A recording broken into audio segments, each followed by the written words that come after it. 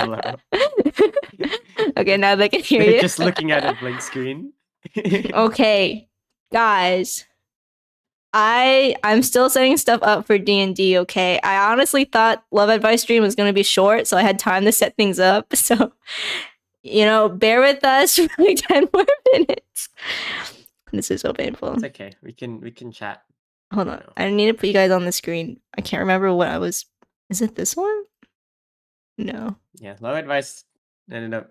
We can do Love Advice right now. You guys can just... You guys just do it. Do it. Alright, JD. It's your turn. So everything's a red flag and you should dump everybody? Is that how it works? That's true. What's your best pickup line with all there is? Oh, that's crazy. Are you from Tennessee?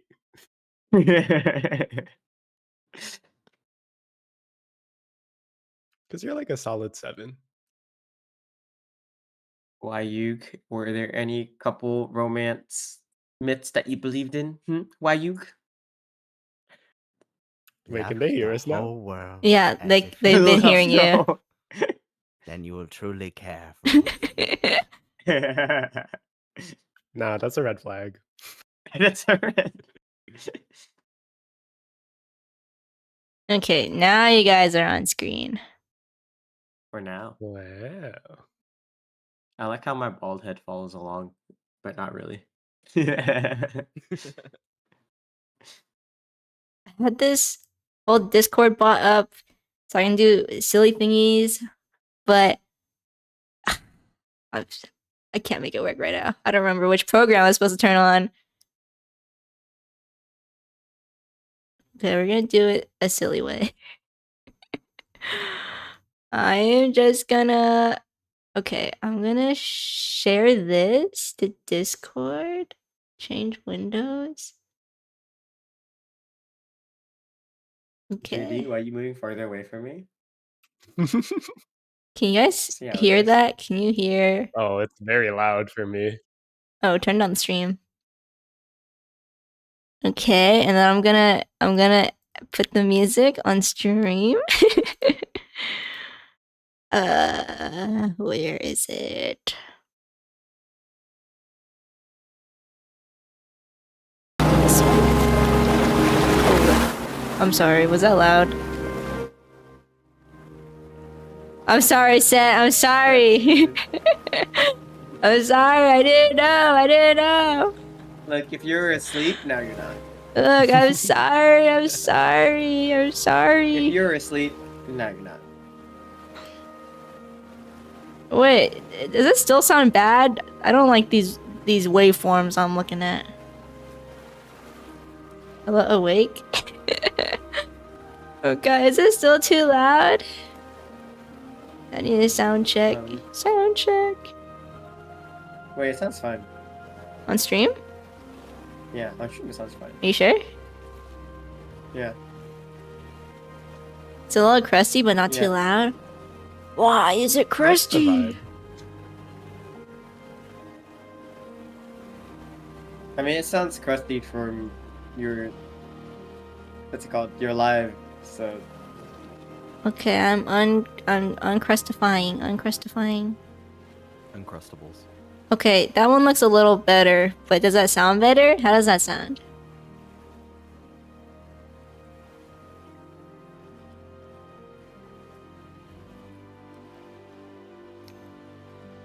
Move you guys around. It's fine, but is it like perfect set? Beep boop. Beep boop. Okay, I need to put this here. I need to put this... Oh shoot, I need to put this here. God, I don't know why why there's so much things open.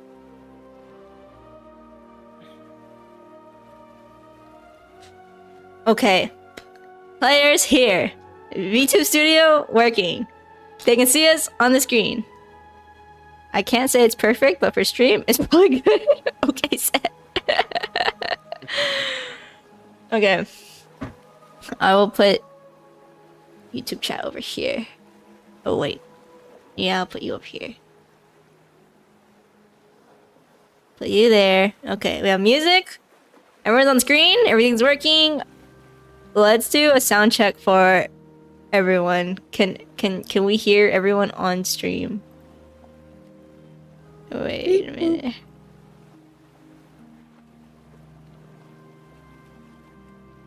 Ooh, wait, hold on. They should not be able to hear you right now. Okay.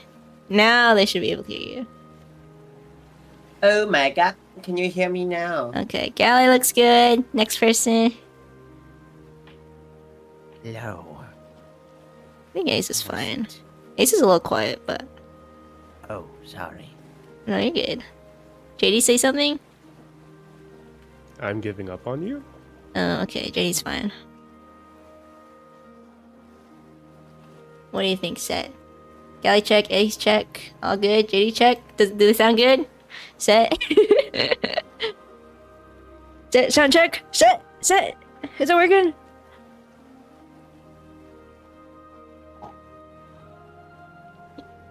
Okay, I have my DM stuff. Yes, okay. I have my DM stuff here. I have my silly guys down here. Music's here. This is everything? Am I ready? Okay. I will say I have not done D&D in a fat while, and I'm very still much on like Call of Cthulhu brain. So everyone will just have to bear with me, even though you guys already have been, because I am all over the place right now. But welcome everyone to the first session of chuptropia. It's we're playing D&D 5e. For those of you who don't know what Dungeons and Dragons is, it's a tabletop RPG. I feel like every time I say, "Oh, we're playing D&D" on Thursday, someone's like, "What's D&D?" And I'm like, you're gonna know. But yes, today we have a new cast. Last time we played with some members of Fruko. We have one member of Fruko who was also in the last Call of Cthulhu campaign, which is, you know, Galley. And, you know, Galley's been here. I think everyone knows Galley. But introduce yourself. Hi, I am Gally, Entheus. I do stuff sometimes. I play games here and there. I haven't been streaming as much as I'd like, but I'm also known as Drew's roommate. But, yeah. Okay, JD. Everyone, I think people are familiar with JD on my stream, but show yourself out. Hi, I'm JD, Drew's #1 hater, as you all know. I do art, I play games, but I'm just a guy. So yeah. Okay, and then we have our new face here, which is Emo Ace. If you would kindly introduce yourself. Hi, I'm Emo Ace. I'm a Metal V singer that streams and makes videos on YouTube. I do challenge runs like Pokemon Nuzlocke, Master Duel challenges, and do covers of metal songs. My greatest achievement was beating Donkey Kong Country 2 with no save states. Oh my gosh. That's where I peaked. Congrats. And it's all downhill from Wait, here. is that good or bad? It's like, congrats or sorry that happened? I don't... Sorry you went through that. But yes, we have our new gang. You can see their character names and everything, obviously on the screen. But you know, we'll go over character introductions in a bit. Everyone is in their goofy little getup. Instead of my keeper getup, I am now in my epic dungeon master getup. Which last night I learned that there's an official dungeon master costume from the Wizards of the Coast, which is it was disgusting. If you look up dungeon master cosplay or costume, it's disgusting. I'm not sorry. But yeah, I was going for like a Gandalf Dumbledore sort of vibe, and you know, I have a weird hat on. It's all good. All good. Yes, welcome in, welcome in. So It is pretty ugly. Yeah. it's pretty bad. But yeah, okay. Like I said, I haven't done D&D in a while. This is JD's first D&D campaign. So, sorry about that, but It's gonna be rough, guys. it's gonna be rough, but it'll get better, okay? I'll get better. Everyone else, you know, once we get into the groove of things, it'll be fine. Cause Equally as bad. at least for the last Call of Cthulhu campaign, like we did some test scenarios beforehand, but you know, for D&D, just go straight into it. So yeah, I'm rusty, but you know, we'll get unrested. I will say this campaign that we are doing is a campaign I've been doing for like ever. I've been doing this campaign forever. So, you know, I do this campaign with usually with people who are new to D&D or new to how I DM campaigns.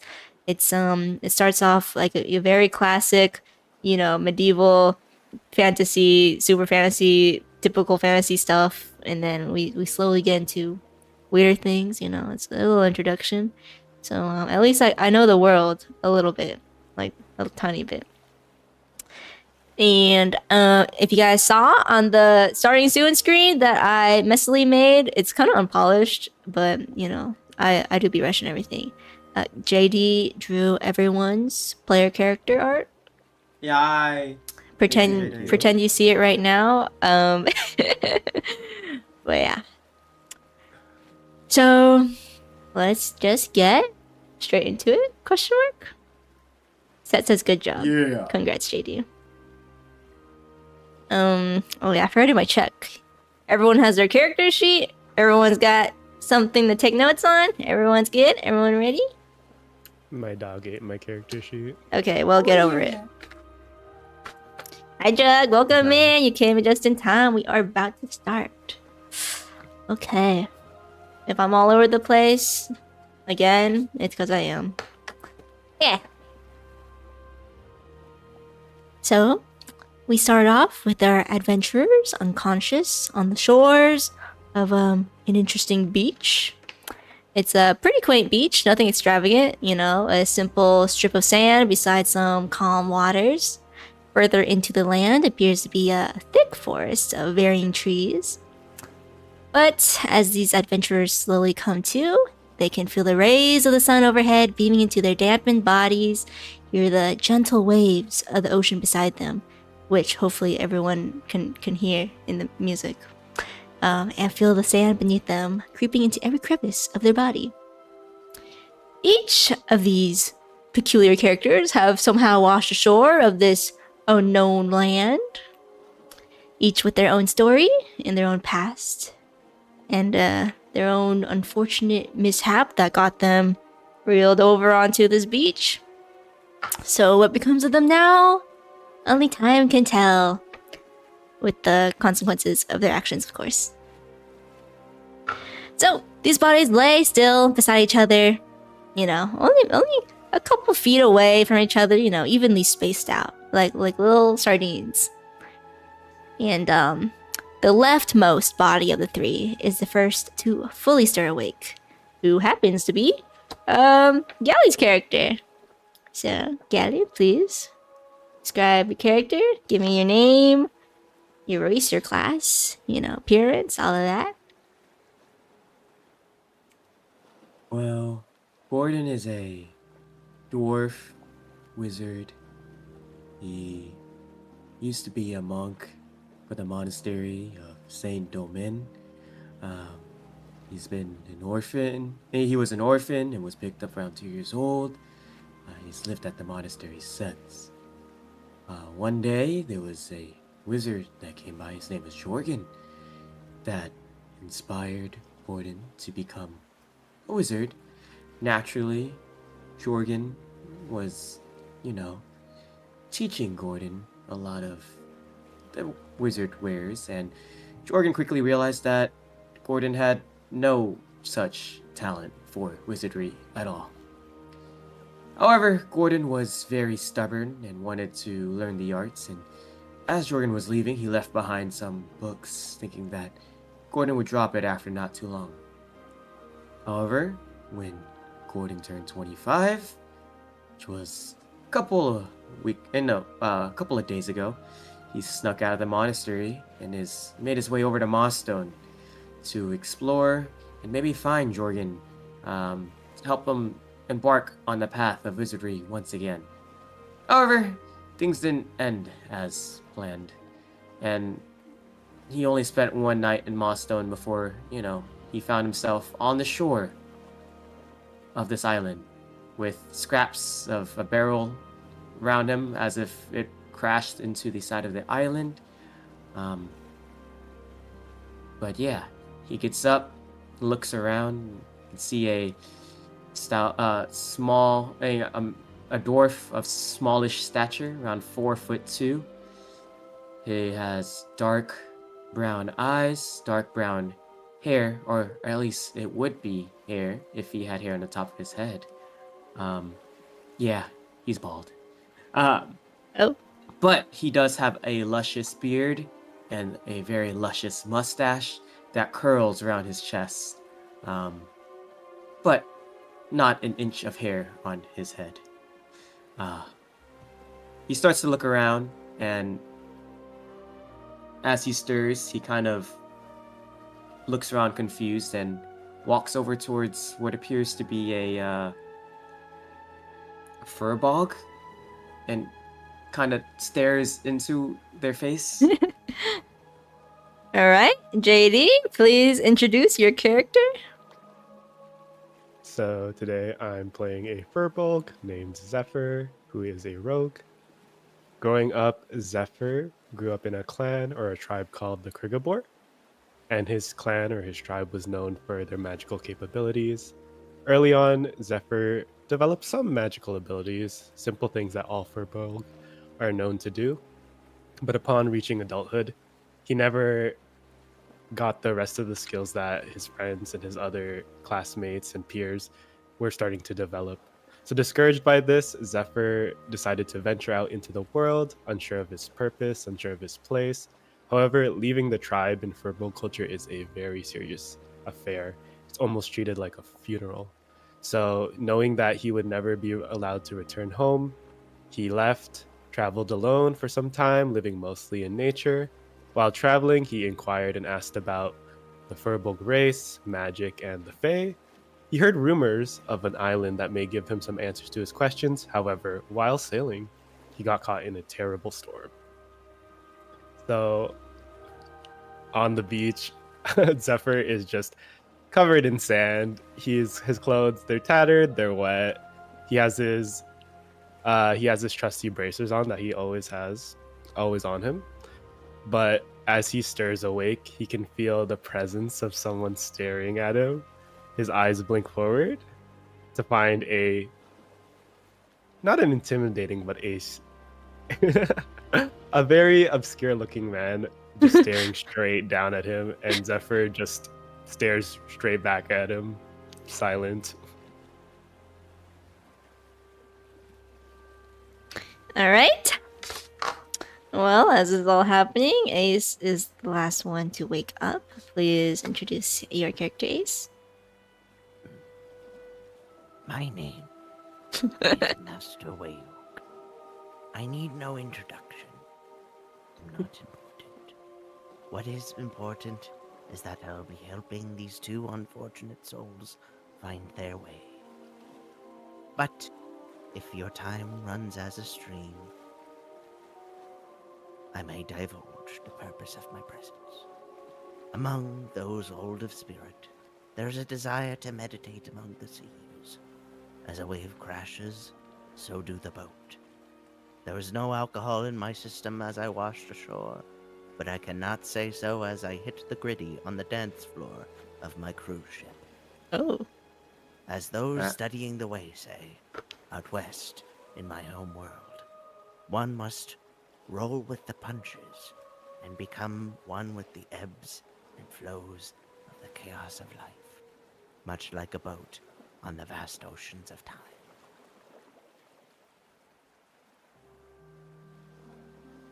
All right. Thank you, guys. So, hold on. Let me mini immersion break. I want to show everyone the art that JD drew of all the characters. I also want to thank Yixel for the raid. Welcome in, raiders. Sorry about all of that. You came in just in time though, because we just started the campaign. We're slowly getting into it. We are easing our way into it, and I am attempting to show this picture. Hello? Picture? Image. Image. What Browse. just happened? I think why you just enlightened me. What's going on? What is Okay. going on? Oh, it is massive. Hold on. Transform. Screen. Alright. This is the character art that JD drew, just so everyone has a better image of everyone's character, because, you know. On the left here, we have Galley's character, who is Gordon Antheus. He is a dwarf and a wizard. A wizard dwarf. In the middle here, we got JD's character, who is Zephyr. He is a Furbolg rogue. And the last one on the end here is Emos, who is Master Wayu. He is a turtle monk. Yeah, a wizard? Yeah, you could say that, Sam. Alright. So those are characters. And, you know, as the three of you are waking up on these shores, you know, staring at each other, do you guys greet each other? Any immediate thoughts about the people you just awoken next to? Gordon. Oh, go ahead. So Zephyr just kind of looks at Gordon and then to the other person at his side and then back to Gordon. And then after a second of silence, just whispers or mouths, "Is he dead?"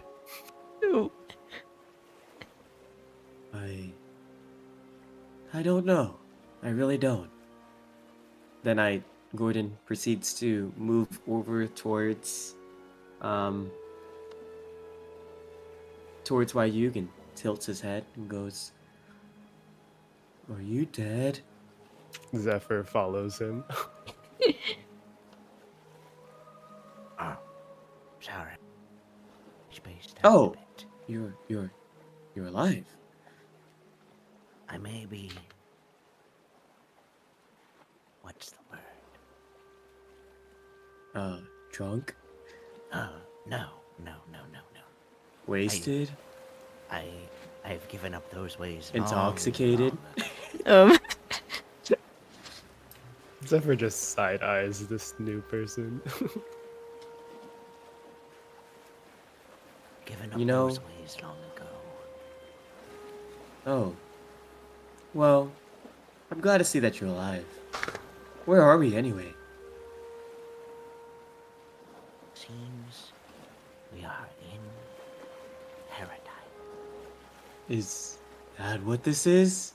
Then Gordon starts to look around, just sees a bunch of sand.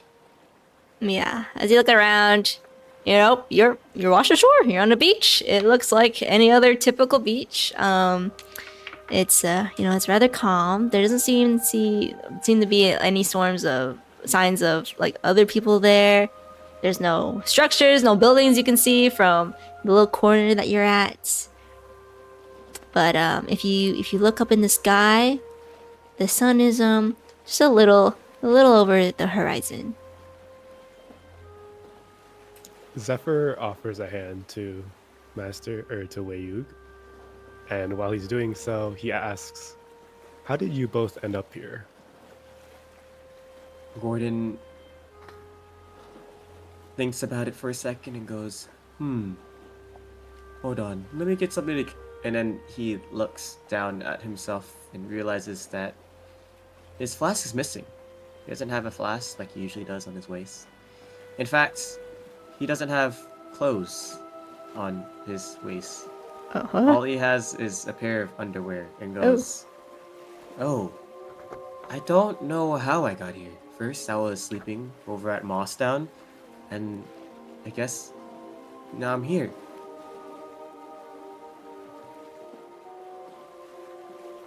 Speaking of which, it's a little strange. How did I get here? he starts to look around, and then he sees what the remains of the barrel are, and vaguely remembers uh, being put into that same barrel. Oh yeah, maybe I came over here on that. And I point to the barrel. And yourself? Zephyr holds his head to his head and tries to think. He remembers a storm. He remembers a bunch of rain, lightning. I was on a boat, I think. I heard rumors of a strange island, one that might have answers to the questions I am seeking. And then What are those questions? it's a long story. But for now all I know is that after that storm, after that lightning, I ended up here.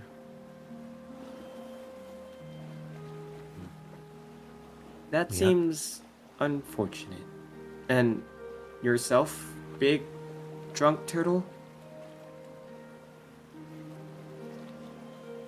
The mark of a modern man is freedom from his own ideas, tolerant like the sky, all-pervading like sunlight, firm like a mountain, supple like a tree in the wind. He has no destination in view, and makes use of anything life happens to bring his way. So I do that. Zephyr leans into closer to Gordon and is just like, I think he might have taken some damage when he arrived here. Yeah, I think he hit his head. I don't know what he's talking about. Maybe... Wait, what was your name again? Name is Wayuk. Oh, Wayuk. My name is Gordon. And yourself, tall fella? Zephyr, nice to meet you, Gordon. Leug. Yeah, anyways. To be of your acquaintance. And then Gordon begins to look around and goes, what do we do from here then? Should we try to swim back? You think we can swim? Zephyr looks around the beach. It's pretty much empty as far as he can see. Mm-hmm. But he does turn his eyes towards the forest as he is drawn to it and says, maybe we can go in there, see if maybe there's other people who ended up on this island as well.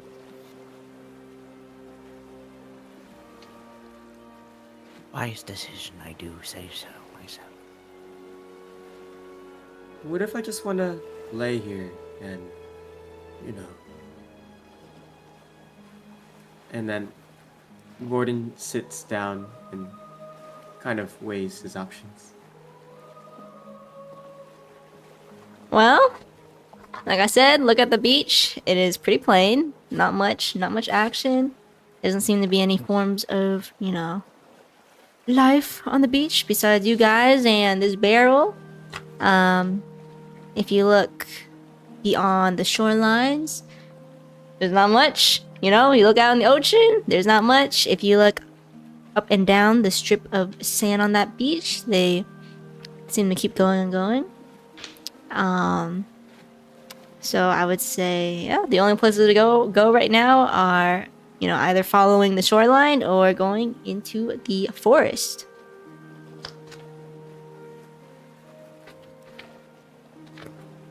If anyone would do anything. Zephyr looks at the forest and decides to speak up. I think it's best if we stay as a group. Do you guys want to follow me? Maybe we can see if there's any other people. Maybe there's a town or a village nearby. And why would there be one of those? Zephyr shrugs. I mean, there's not much else here, so it's up to you, I guess. Well, I guess I am feeling a little thirsty. Alright, sounds good. And then Gordon gets up and then begins to follow Zephyr's lead. And then Zephyr turns to Leyu. Are you coming? Look at the family as family. Look at the village as village. Look at the nation as nation. Look at the universe as universe. Zephyr whispers to Gordon, I don't think we can leave him here. He's gonna die out here. Yes, I will be Maybe coming. if we just walk, you'll follow. Yeah, let's do that. And then we just start walking into dear. the forest. Okay, I'm assuming Wayu's following them. I intend to follow. Okay, well, Zephyr and Gordon lead the way as they mumble to themselves about Master Wayu's poetic ramblings, I guess. And the three of them make their way towards the forest. Casual music change into the forest. Yes, okay. As you guys enter the deeper and deeper into the forest, the trees here get pretty tall. They start rising higher and higher until the leaves start to block out sunlight. But you know, a little bit still shines through, and you can still see the ground and make your way through. None of you have ever been in an area like this, I would say. Some of you have probably frequented forests plenty of your life, but these trees are unknown to you. There is quite a variety in this forest, from you know, thick and thin bark trees, all the foliage and whatnot. Can I ask everyone's passive perception? 13. 10. Oh, Is that? Yes, 15. 15, Wow. 13, 10. Okay. Alright. Wait, it's just wisdom, right? Yeah, it's also on your character sheet at the under your skills and the main stats. Oh, wait, it's 11 actually. Oh, yours is but 11? It's not a big difference. Okay, got it. I'll keep that for reference for later. Okay. Anyway, as I say, you guys make your ways deeper and deeper into this forest. As you guys look around, as you guys are walking through, it doesn't seem to be well-trodden land. There seems to be no path so far, no footsteps on the ground.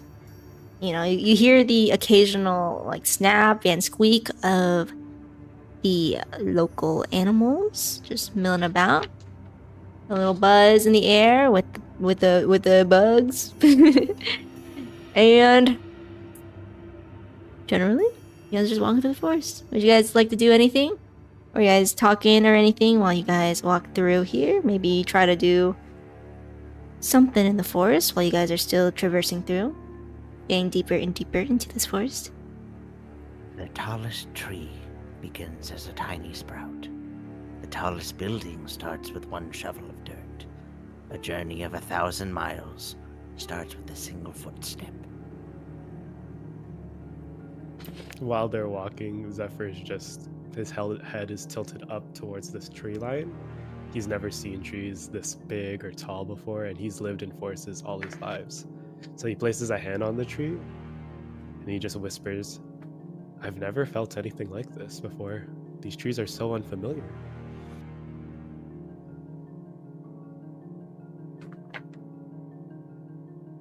Gordon, any thoughts? Yeah, my thought is that I'm surrounded by psychos. And why is that? You got a turtle talking about shovels and trees. You got this fur bull touching Touching them. a tree, going, I've never felt anything like this before. It's a love at first touch. Meanwhile, Gordon's over here like. Moment. I don't know if I should have followed these guys. Zephyr's thinking the same thing when he turns towards the man in just his underwear and the senile turtle. Yeah. Oh yeah, for our viewers, I will say all of our party members are lawful good. Which is very interesting because I've never had a party like that before. But You know, it'll be Completely a interesting. Coincidence.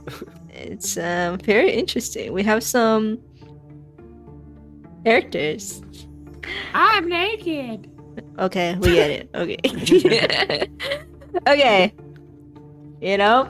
Yeah, a bunch of good two shoes. But you guys make your way through the forest, you know, unscathed. Well, you guys didn't make your way through, but you guys get deeper and deeper.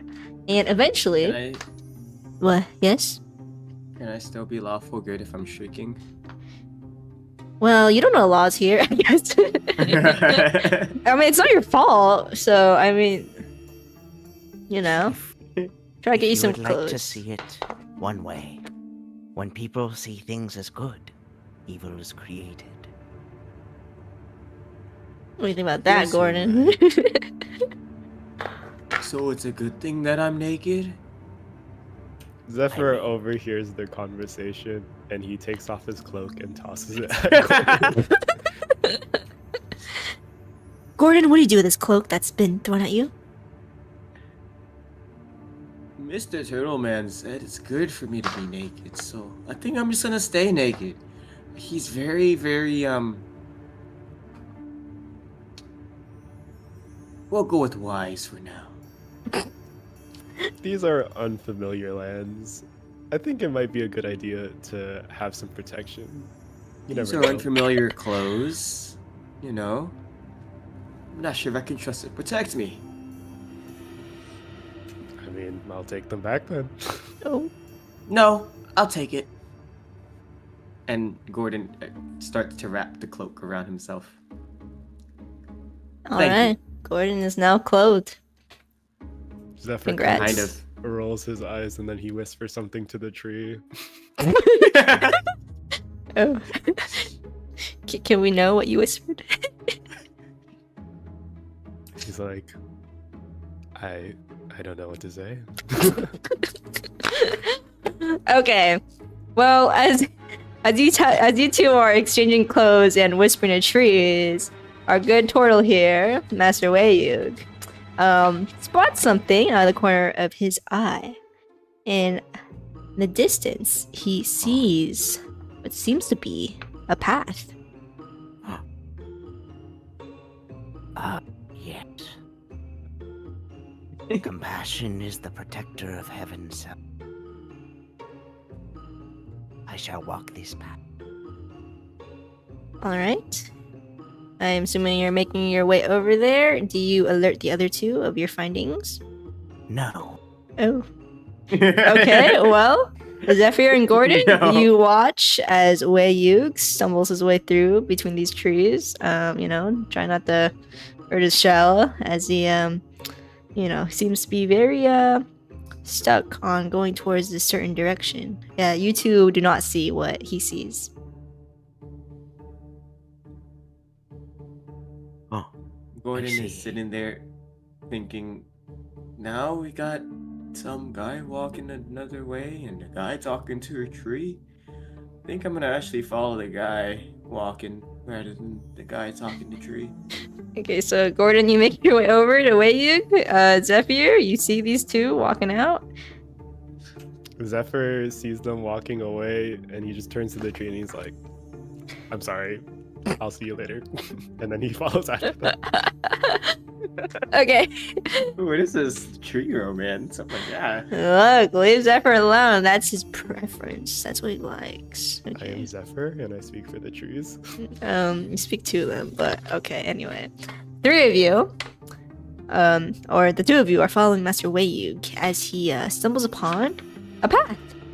You guys stop once you hit this path. It is, you know, it's a good, I'd say, like 4 feet wide, you know, basic little path that snakes around the trees. You know, looking at either side of the trail, it just goes deeper into trees. You can't see past where you guys are right now, so unsure which way to follow the path. What would you guys like to do? Can Zephyr look around to see if there's any animals in the forest? Oh, you want to look for animals? Sure. You want to do a roll? The first roll? Sure, I'd be happy to. Do a perception roll. Nat 40. Not 40. So you're gonna have to explain which dice I have to roll. You're gonna roll d20s. Most of the time when I tell you to roll, you're gonna roll a d20. Got it. I will tell you if you roll something other than a d20, but by default d20. What'd you roll? I rolled a 7. Oh. What's your perception? My bonus.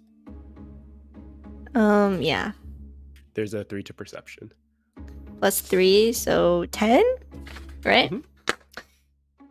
Okay, well, you definitely hear animals, but as you look around, you can't seem to, see where you are right now. If there's any animals around, because there just seems to be too many trees. There's too many damn trees in the way. So, no, you don't see any animals. Dang it. Anyone else wanna do something? Or just pick a path or direction to go on the path? Gordon walks over to a nearby tree and begins to try to climb it. Oh, okay. I see what's on top. Roll for athletics. Alright. No! What would you roll? I rolled a 5 plus 2. Plus 2, 7.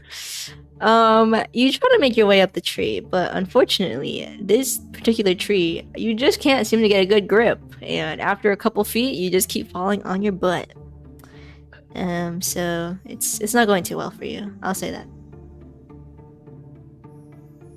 Stupid tree. Zephyr hears that and he's like, hey.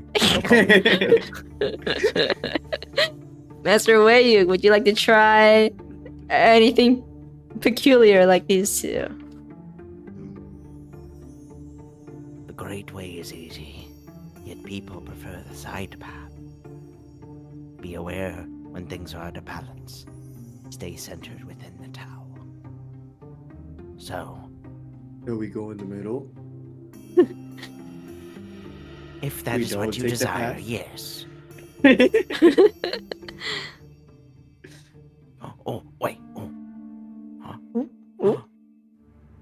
Oh. Is that... monkey. Did he just say monkey? I thought he was about to take a poo.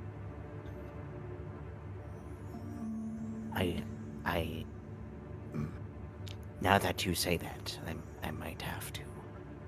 Excuse me. All right. Where's the monkey? Master Wayu, would you like to roll the poo? Yes, indeed. All right, give me a d20. We're off to a very interesting start. What's this monkey he's talking about? That's the best roll yet. Why is everyone's above a roll 10. so sad right Above now? a 10. Do I add my initiative or what do I add? What's a good Nature? what's a constitution for poo? I'd say that. Constitution.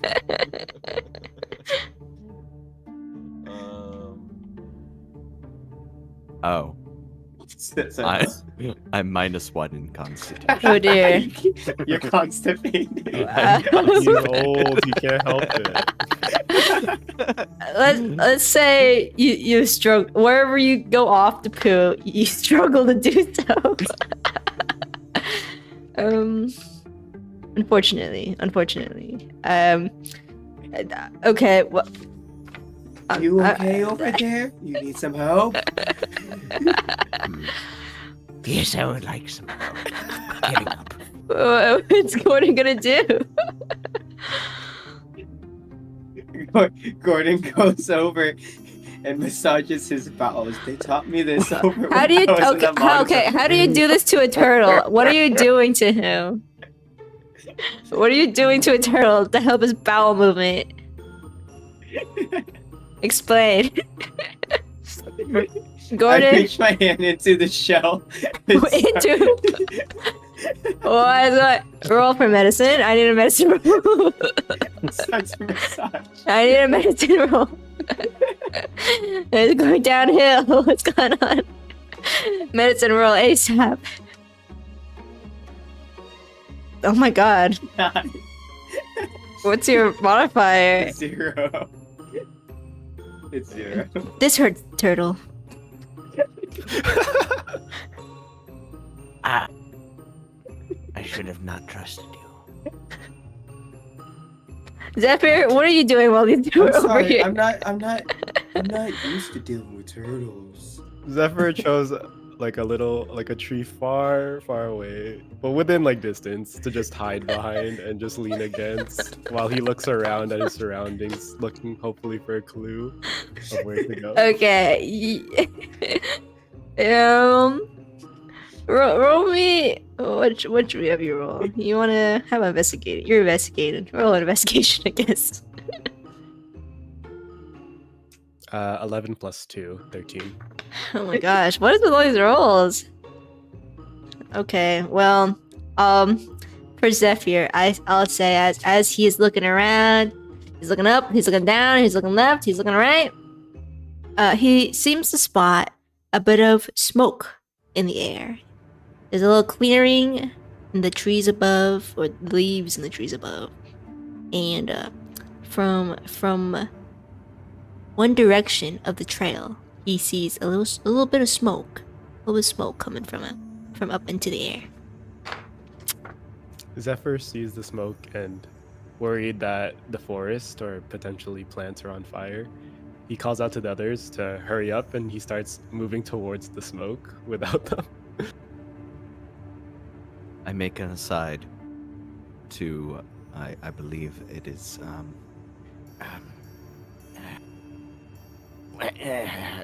anyway, the person helping me right now. Easy promises make for little trust. Taking things lightly results in great difficulty. I can go harder. Zephyr turns and sees they haven't moved yet and shouts at them and says, "Guys, we need to go." Fine. All right. So Gordon follows along with Zephyr. I follow along too. All right. The two of you follow behind the good Zephyr, the furbolg, as he makes his way down the trail, going towards what he thinks may be a forest fire. But as you guys traverse down this path, you see a little bit of a clearing up ahead, and there seems to be a sign. Would you like to stop to read the sign or follow the trail? Since I'm at the front, I do see the sign and I do stop, considering that Gordon and Wayug are much further behind. So I take a second to read the sign. Congrats, the sign is in common, so you can actually read it. Let's go. It is a simple sign with an arrow pointing, following the path forward, and written on the sign are the words Orange Dale. Orangedale? I've never heard of a place like that. Gordon catches up and hears it. Well, we're not from around here, so...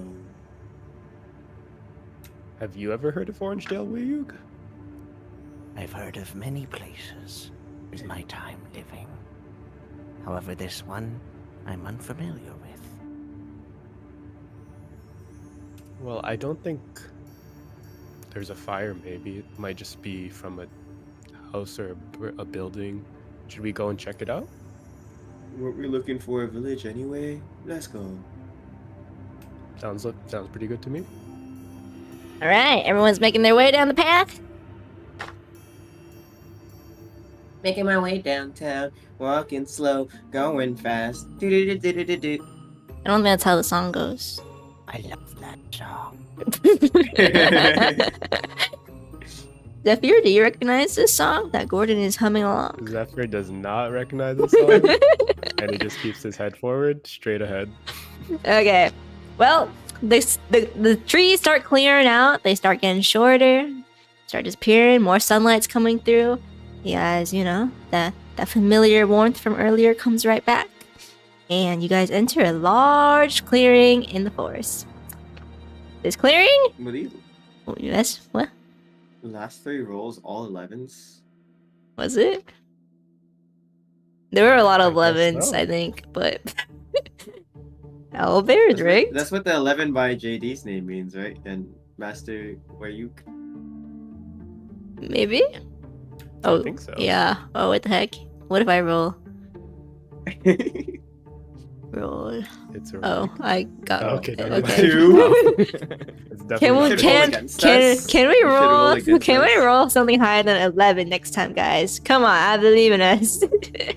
We'll see. We'll see. Can Okay. You roll higher than a 2. Hmm? We'll see. We'll see. Anyway, clearing. You guys make it. Obviously, at first glance, it is a very quaint village. There are some farmland around the perimeter of this village. You know, some structural buildings that appear to be housing. They're more like huts though. It's a little ramshacky, but I'll say the most noticeable building in this village is a little ways further back. It is large and it looks a lot more refined than the other buildings around. And in front of this building seems to be like a couple little merchant stands, which are pretty shabby. They appear to just be like a couple crates as a table with a little sheet overhead to protect them from the sun. And behind them, each person is sort of displaying what they got. But yeah, overall, it seems to be a rather poor-looking village. There are people milling about, you know, kids having fun, cheering around. I will say, you notice that there is a very diverse mix of races here. There's human children, there's like lizard folk here, you know, the occasional tiefling farmer and whatnot. But overall, yeah, a quaint little village, a little poor, very diverse. There's you know, like I said, there's the largest building a little ways in the back, which appears to be the source of the smoke. Cause right at the top, a little chimney is pooping out all those dark little farts. So, what would you guys like to do once you stumble upon this little village? This brings me back, way back, to a previous life. This reminds me of my village growing up. Yes. Good times. What was your village like? I turn to Gordon. I grew up in a monastery. We just Oh. kind of stayed there for 23 years. I didn't really get to see much outside of that. The only thing I've heard about was from Jorgen. Pretty cool, I guess. Who's this Jorgen you talk of? He is a great wizard, slayer of dragons. He defeated all the mountain trolls over on Mount Pike all by himself. He is a true hero. I'm trying to find him, but I don't know where he's at. In all of Zephyr's inquiries about magic, he has never once heard of this Jorgen. Are you saying that Jorgen lied? There could be no such thing. He taught me how to do magic. He's a very talented man. Zephyr's eyes kind of widen and say, "You can do magic?" Yes, I can. You want to see? Zephyr looks around, noticing the bustling village, and says, "Maybe it's best we keep that on the download for now." No, look. And Gordon starts to cast Oh, dancing dear. lights. Zephyr grabs his arm and tries to stop him from doing that. Look, it's no harm. Look, watch.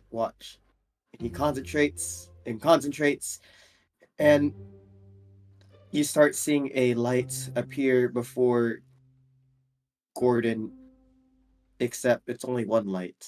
It's like, oh, that's weird. This must be 4. But yeah, see? Oh dear. Your greatness will lie in all that you're lacking. Oh dear. Keep your day job.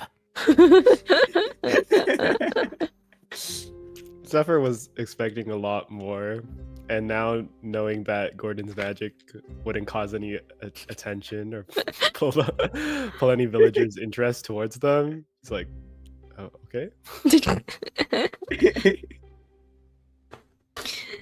All right. Well, what would you guys like to do now? Would you like to traverse Gordon, deeper looking into the Fort slightly Village? disappointed, goes and turns towards the stalls. Do you think they have anything to drink? I'm really thirsty. Maybe we could see, and maybe possibly get some answers as well. Oh, drink? Oh, I can't. I can't. I must. You're not a fan of refuse. water? What is that supposed to mean? I look down at myself and look at him. You trying to call me fat? No. I see how it is. This is a misunderstanding. I apologize. So those Anyways. stalls. Anyone have any money? Do you want to take a look at the stalls first? I don't know. I don't got any money. Zephyr I can sell pats this his cloak. pockets, and he checks, and he sees that he has no money as well. Let me check my shell. Yes. Oh. Yes. That You is got some money? 10 gold. Yes. Wow. I don't think I ever had 10 gold in my life. Alright. Drinks on the turtle. I agree to that. Alright, let's go check the stalls. 1 second. Chase after money and security, and your heart will never unclench. Gally is peeing right now, but as the two of you look over at. Oh wait, what? You ordered something? Never mind. He didn't go pee. He got his boba. Hydrate. He's getting drinks IRL and in game. Yeah. He's projecting in game. Anyway, as the three of you look over the stalls, there's only like 3. There's only 3 stalls. Okay. There is one stall where, you know, a lizard lady is standing at. And across from this lizard lady is a larger lizard man. And the third stall you see is actually propped up right in front of the biggest building in the back. And you, from where you are right now, you can't really see who's manning it. But those are the current stalls you see right now. Just 3. 3 shabby little stalls. From where we are, can we see what they're selling? Yeah, you can see the ones with the lizard people at. The one with the lizard woman. You aren't completely sure, but it appears to be a bunch of sticks. Propped up behind her, propped up on the table in front of her. They just appear to be varying sizes of sticks. And across from her, with the large lizard man, who must I note has a very fancy handlebar mustache, he seems to have crates and crates full of oranges. As for the one further back, next to the large building, you can't make out what they have. You can't see anything from where you are right now.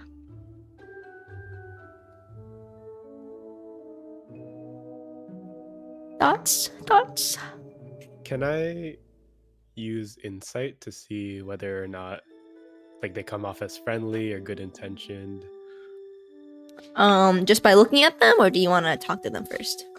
Like just hearing them, like how they're talking to other customers and passerbys. Sure. Roll for insight. I got a 15 plus 1, 16. Oh, that's our highest roll of the game. Let's go. It's all downhill from here. It's been downhill. I'll say as people, come by them, you don't really see too much of like them professionally. They seem to know everyone that comes by. They seem to just have idle chit chats, small talk, asking how they've been. No one quite asking like about their wares or anything. But just from the general conversation they have, both of the lizard folks seem to be very friendly, very chill. Maybe a little flamboyant, but they're salespeople. And of course, the one further away, you can't really catch any, conversation. But you do notice that not a lot of people are maybe going to that stall either.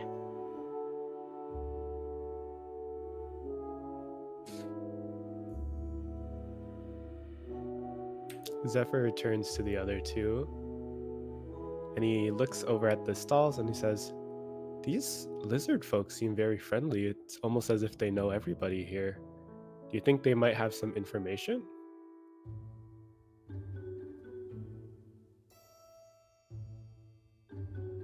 In the words Oyuk, we should take the path less taken.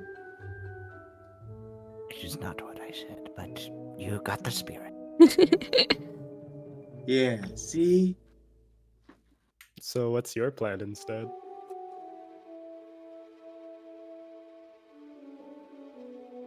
I don't know. I like your plan. Shall go Zephyr with this plan. just shrugs and heads towards the woman lizard with the sticks for sale. Would anyone like to follow along with Zephyr? I follow Gordon along. says that he likes Zephyr's plan, but he goes to the last furthest stall. Okay. So Zephyr and Wei are going to Lizard Woman. Yes? Yeah. And then Gordon's going over to the stall further back. Great. Yeah. Zephyr and Wei, as you approach this lizard lady, she catches your guys' eye and she immediately turns her attention from the person she was talking to you guys. She kind of leans over her table, puts an arm down, and she kind of waves you guys over with a little wink. And she says, "Hi boys, what can I do for you today?" Zephyr smiles and he goes to the front of the stall, right nice and close, and he just says, "Hello, we are travelers. We are not from this area, and we just wanted to know, where exactly are we? Do you know where Eastvale is?" She gets a little chuckle and she's like, "I can tell you guys aren't from around here. What'd you say you were looking for?" We were just hoping to maybe find out where we are exactly, maybe find a map.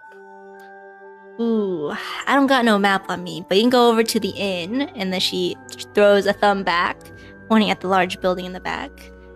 But she says, "You guys are in Orangedale. Churek's little orange village."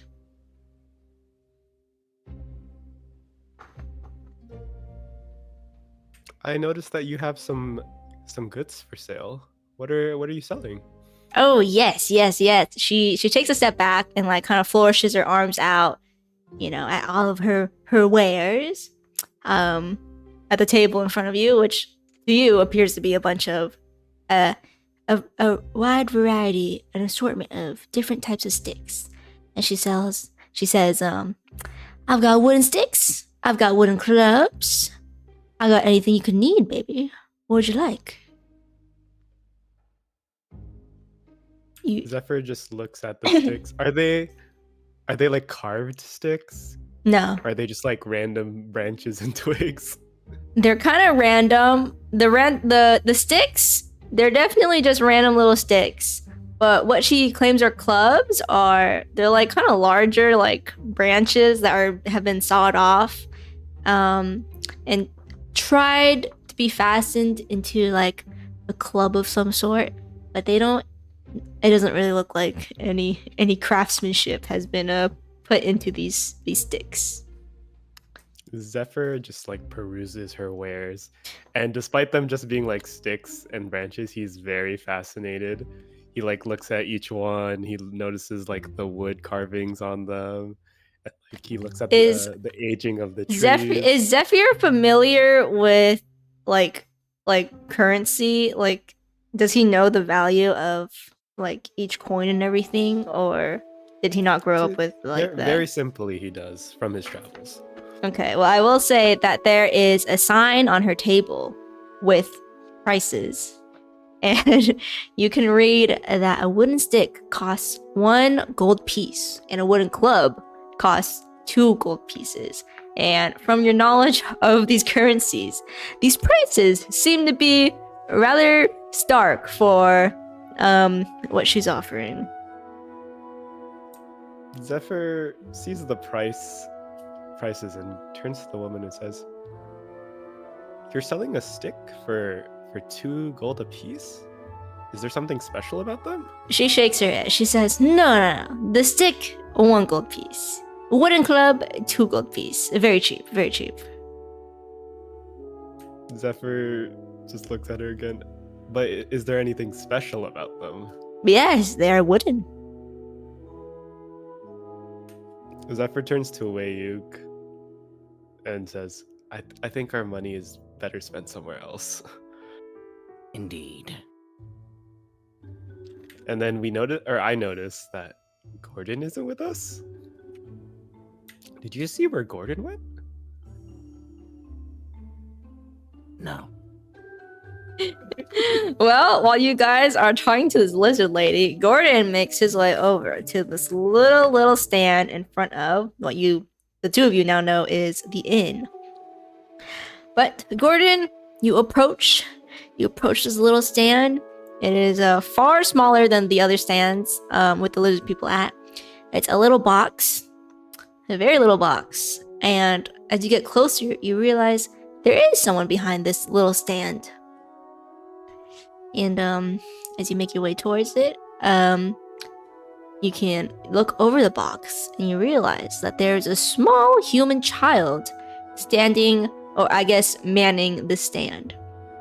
And he simply Hello? looks at you. And when you greet What you him, got he here? blinks. He points to the top of the box.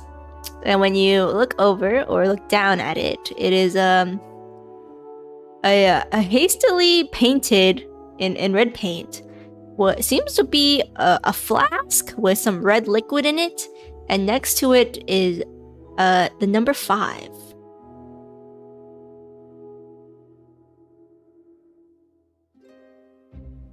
You're selling potions for 5 gold? The small child nods his head. Oh, can I see the potions? He shakes his head. Are you hiding them? He Maybe shakes you left he, them at he, home? he shakes his head, and he like Oh. flaps his arms, like crossing his arms into an X. No. You're out of stock? He shakes his head.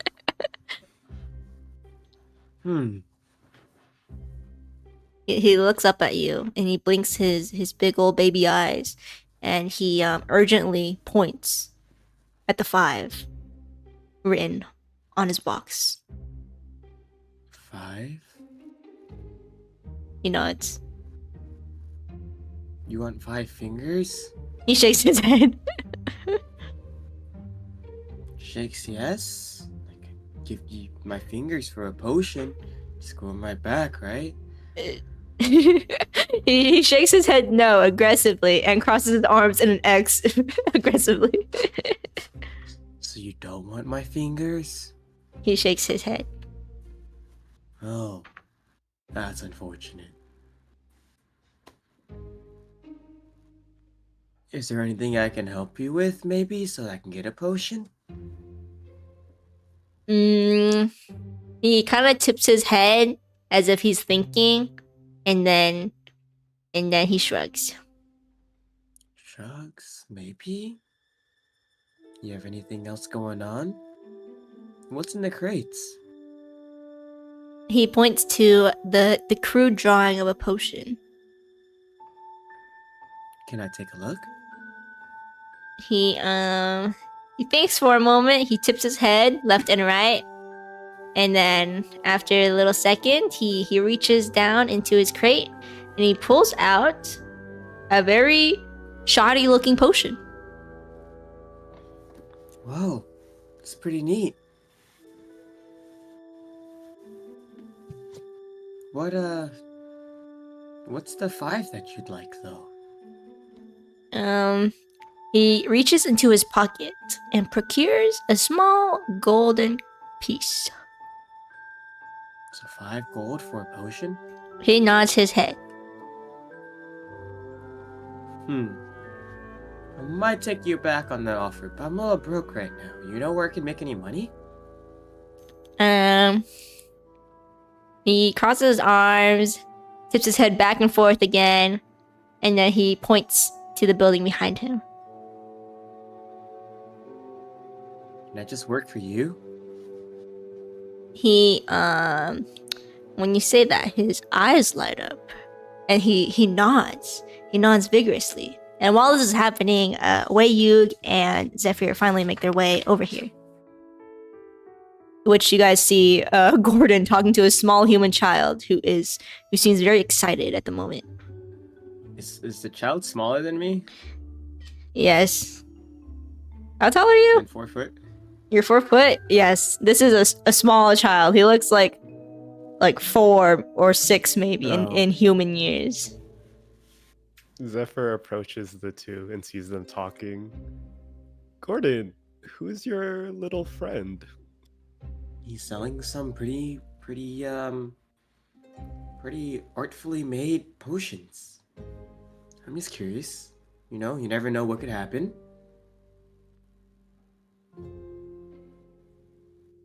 Anyways, back to what we were talking about. Oh, go ahead. Why you? 5. 5 colors blind the eye. 5 notes deafen the ear. 5 flavors make the palate go stale.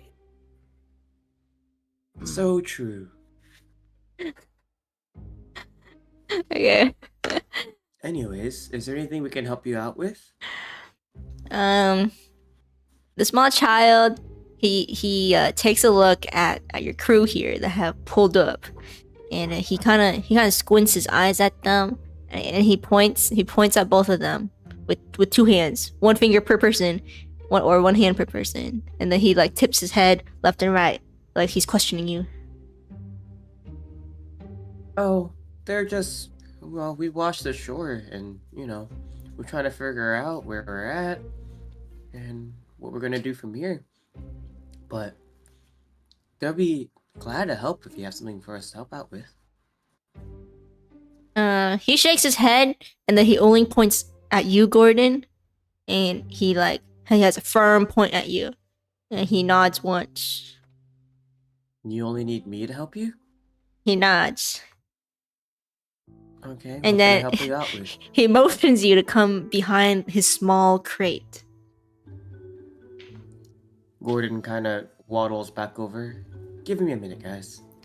And then he gets off the tiny stool he was on, and he kind of crouches behind the box so that the other 2 can't see him.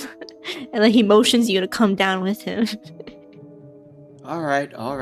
And Gordon kind of bends down onto his knees.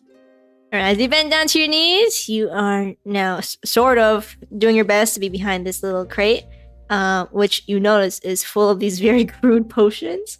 And he reaches into a little box he has under this crate, and he takes out a little slip of paper, and he hands it to you. which is what I am dropping in party chat, or mute chat in the party chat. He hands you that. Nice. And then he like motions for you to hide it away. Okay, I'll hide it. And then I slip it into like the cloak pocket. Alright, and then he pushes you out. He gets back on his little stool, and then he looks expectantly at Wayug and Zephyr, and he points to his little sign written on his box. Zephyr He sells potions for 5 gold each, if you're interested in that.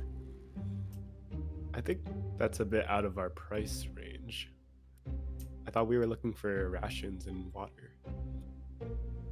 Yeah, I'm pretty thirsty. Hey, little man, you know where I can get we can get something to drink, maybe something to eat? He points to the building behind him. Looks like this is some kind of inn. Alright, I'll get back to you. Yeah, I'll take a look and then yeah, I'll get back to you. None Does- escapes my gaze. What exactly is in your pocket, Gordon? I don't know what you're talking about. This is between me and the little man. Let's go to the inn. How did your stick shopping go? Well, I already have a stick. Zephyr just sighs and says, It was uneventful. I don't think the woman had much to offer. I know you're really into trees and stuff. I didn't know if you had some weird hobbies to do with sticks. So it would be I nice could for you have to. I could have found better sticks lying on the forest floor, to be honest. Oh, Wow. like bigger and larger. I just don't think 1 gold a piece is a fair price for a branch. I don't think anyone should be charging that. And who are you to judge how much a stick should be? I believe that nature shouldn't be for sale, but that's just my opinion. Both of you are very wise. Anyways, let's go to the inn. All right. All right, we all go into the inn. Maybe. Out to get crunk. Oh, indeed. I thought you abandoned that. Oh,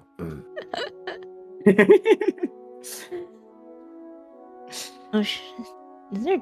They don't have tavern music yet, do they? What if I pick this? Okay. Yeah. Okay. So you guys make your way into the inn, which you guys learn is called Kevin's Keep. As you guys, enter, just right above the door, the little sign says Kevin's Keep. This inn is it's pretty impressive compared to the rest of the poor village. Inside is bustling with life. There seems to be, local villagers here and people dressed like, adventurers, other travelers here, sitting at the tables around, eating, drinking, chatting about, and it's like the middle of the day. Everyone's hanging out. There are large round tables just around the room. There's a couple that are empty, a lot that are full. Some of them clearly have some drunk villagers there with, nothing else better to do. Some adventuring looking folk. At the back of the tables, there seems to be a mysterious man by himself. And also near the back is what appears to be the inn's bar, where a singular man seems to be running around handling all the services. What'd you guys like to do?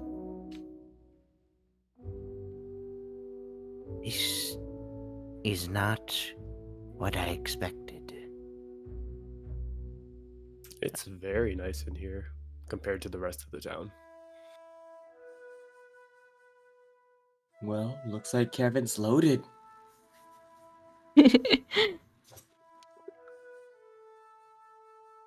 Maybe that's why they're charging 2 gold for sticks. Well, who knows? Would you guys I like don't know to? about I don't know about you guys, but I think I could use a drink. You guys want to head over to the bar? Hell yeah, brother.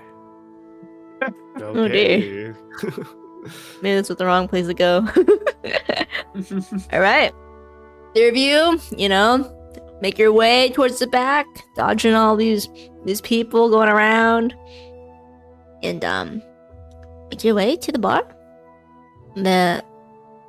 Who you assume to be Kevin is juggling a lot of things behind the counter. He has his back to you guys, so he has not noticed you guys approaching the bar yet. What would you like to do? Zephyr like sort of waves his hand, trying to get the attention of the barkeep. Excuse me, barkeep. He turns around with a little surprised face, and it appears to be an older, stout human man. He's got a beard similar to mine right now. It's a little white, it's a little bushy. He seems to be, a jolly Santa-esque type of a dad, maybe, question mark. He turns around. He has a bunch of what appears to be beers in his hand, but they are bright orange. And he smiles at you guys. He puts these down and he cleans off his hands, rushes over, and he's like, "Well, new faces. Are you guys new here? Welcome." Zephyr smiles. I see you're quite busy, but hopefully we could trouble you for some drinks and maybe even a chat. Oh yes, of course. I would love to help you guys out. Have a little chat. Yeah, he gives a little giggle and he winks at you guys. He says, we've got orange beer, we've got orange wine, we've got orange juice. Take your pick.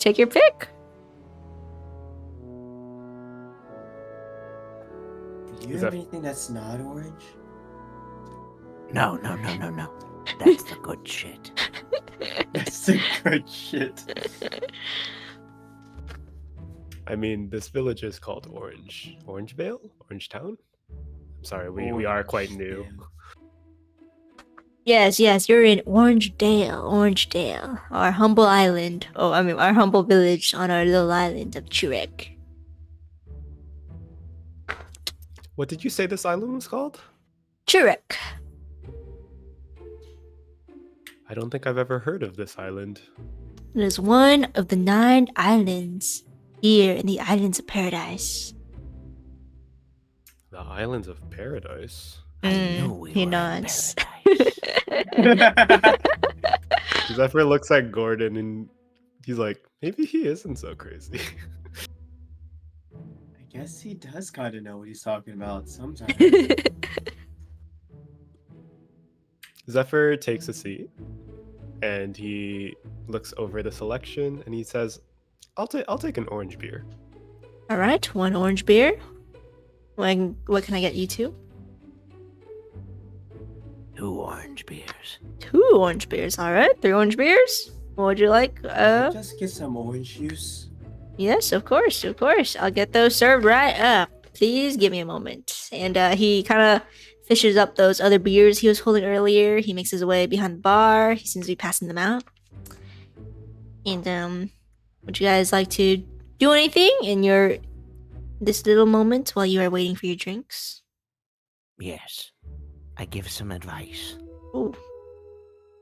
If you drink too much, you get drunk. That is so true, Ayuk. That's why they taught us at the monastery not to drink. Oh, you're from a monastery, are you? Not anymore. I don't associate with that place anymore. I'm Oh. a noble wizard now. Oh, A wizard. Yes. not a Wizard. very good one at that. What are you talking about? You ever Is that- heard of Harry Potter? He's pretty, you know.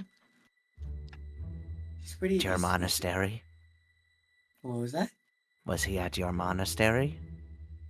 No, just Jorgen. But he told me that he knew Harry Potter. You know, he grew up with him, and they slayed dragons together. And they went to the Goblin's Keep and did all this. You know, told him about his adventures. It's pretty cool. These sound more like kids' tales, more I than. don't know what you're talking about. Anyways, look, take a look at this. And then I pull out the little note. I don't know what the heck this means. Knew it. Where did you get this? You know that little boy? He was, you know, he asked for help, but I don't know how to help him.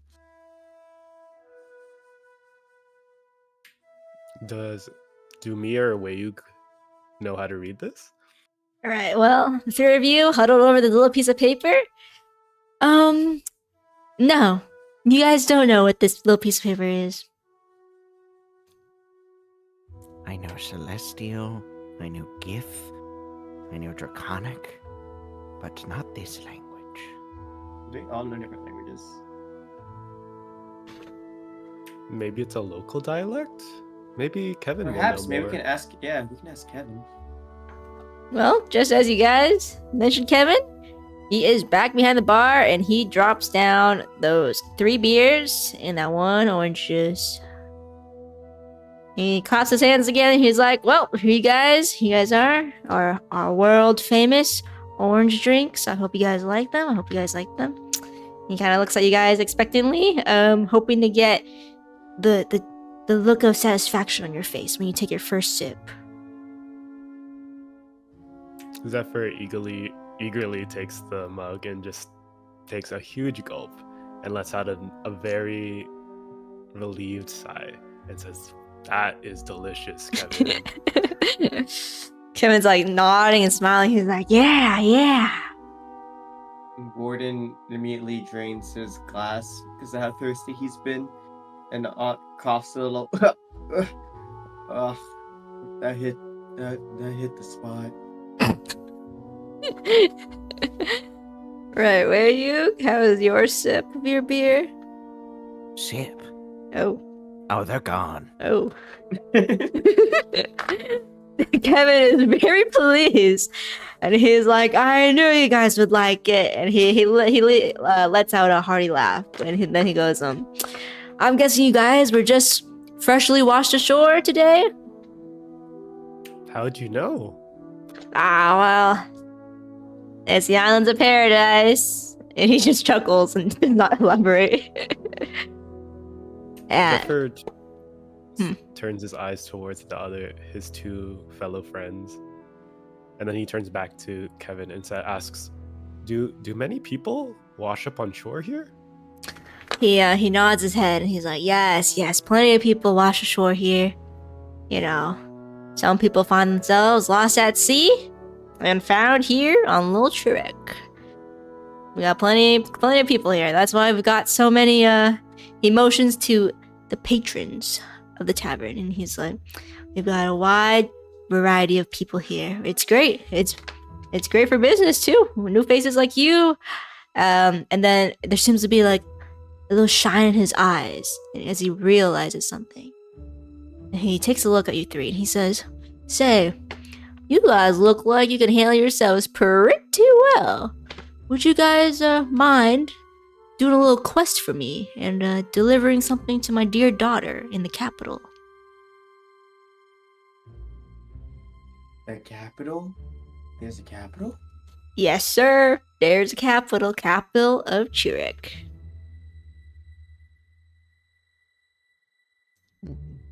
I wouldn't mind. I don't have much else that I'm doing. I Except accept. I do have this weird note from the little boy outside.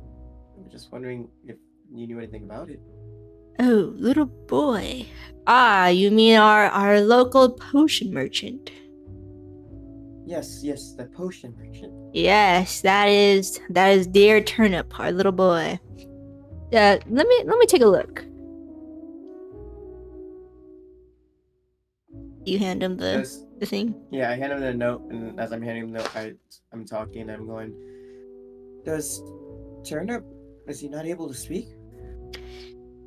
As he takes the paper away from you, he takes a look at it. He squints his eyes and he's like, "Ah, yes, Turnip. He was washed ashore alone.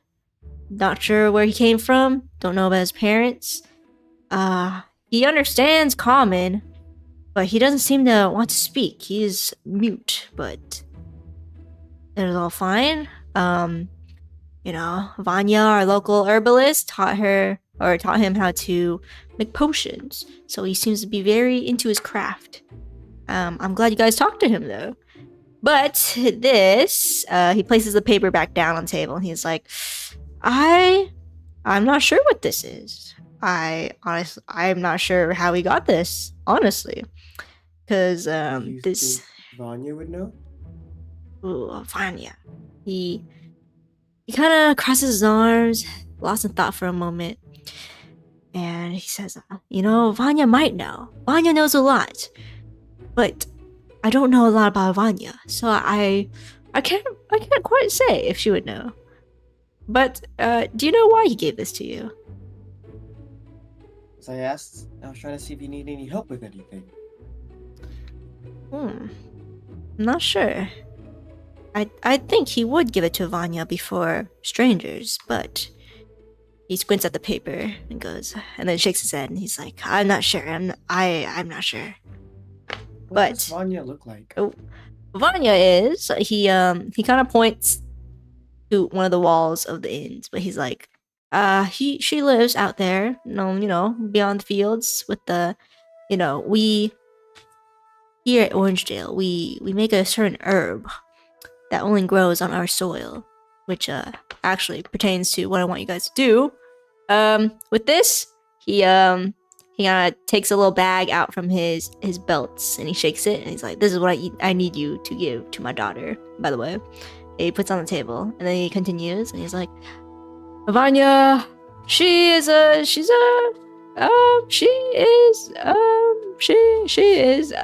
He kind of racks his brain." And he's like, he kind of awkwardly chuckles, and he's like, "Well, I don't know much about Vanya. She looks very warm, very warm." Oh, okay. Yes, but that's a herbalist. But the task I want you guys to do, he looks around, kind of a little frantically. He opens up drawers from behind the table until he finally fishes out a little piece of paper.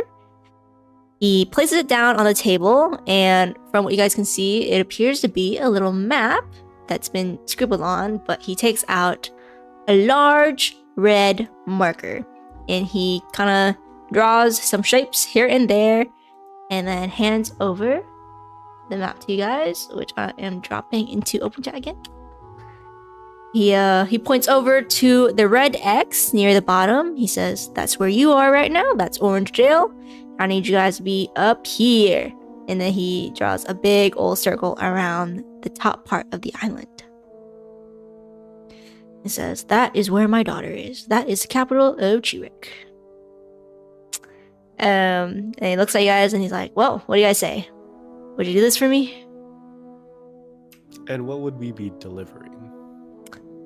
He shakes a little bag of what appears to be herbs, and it's a little pouch. He's like, "I just need to deliver my daughter's medicine. This is a orangu. It's the herb I was talking about earlier that we produce here."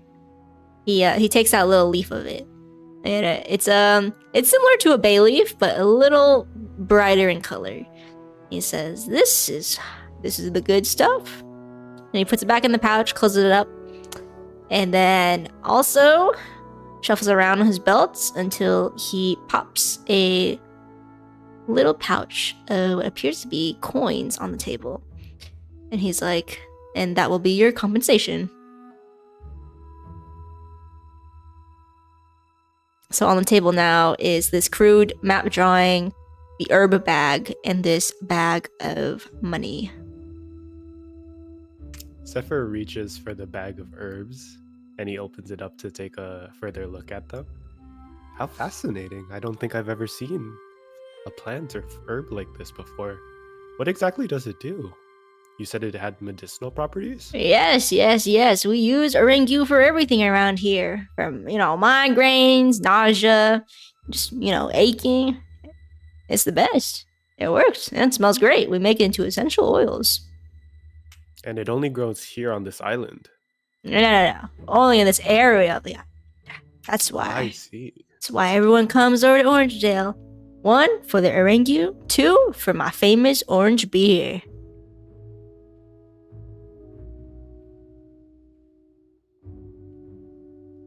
So you're asking us to sell drugs?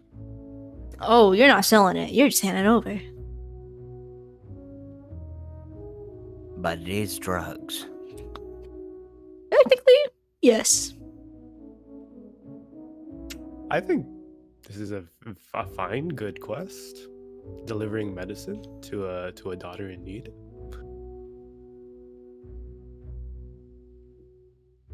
Agreed. Yeah. Sounds like we'll be taking this quest. Alright, sounds good. And he beams at you guys and he's like, you know what? I'll give you guys a little sample of what I've been cooking up for the kitchen.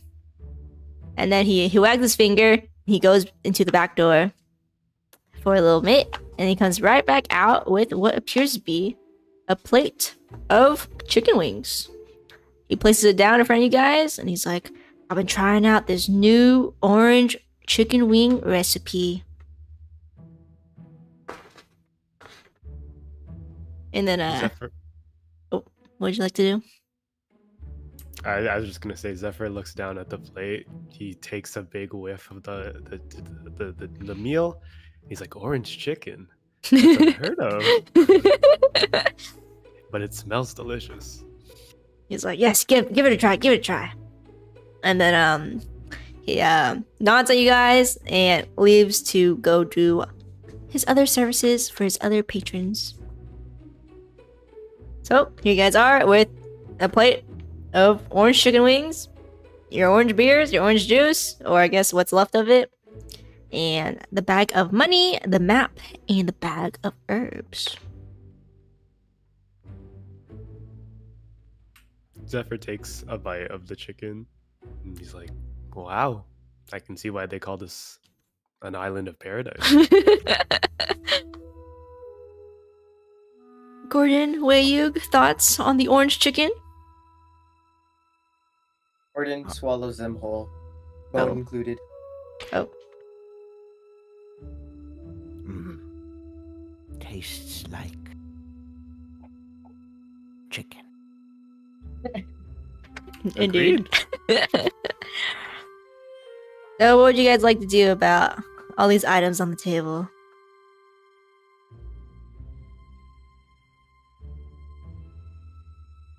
Well, why you can hold it in the shell. Yes, It's I not can. much for us to hold it elsewhere. Is it all right if I hold on to these herbs? I'm just very fascinated by them. Okay. Get one good whiff. I don't think that'll be necessary. Oh. Okay. Alright. So Why? And then Zephyr looks over at the pouch of gold or coins. yeah. You haven't opened it What? yet, but it sounds like money. I was just gonna say, how much do you think's in there? Let's count it. Let's count it. Alright. Alright. You guys want to actually count it or what? Yeah, let's do it. Alright, you open up the pouch and it seems to be chock full of gold pieces. And counting all of them up, there seems to be a grand sum of 50 gold pieces. 50 gold pieces. That's more than I've ever had in my life. That's more than 2. You are not wrong. Oh. Remember, do not display your treasures, or people will become envious. So put it in my. I'll take it. So true. All right, so And then who has what? Gordon tilts the bag over and dumps it into White's shell. Oh. Thank you, Ayuk. Do the coins stay in his shell? Do they, Wayuk? Yes, Zephyr watches. it's a little ticklish, I will say. Zephyr watches as Wayuk like moves around, and he can hear the clinking of coins, and he's like, maybe I should have held on to them, but he says that to himself. Oh, okay, well, now that you guys have all your items in your inventory, what would you guys like to do now? Sell drugs. Hmm. I guess we can just be on our way.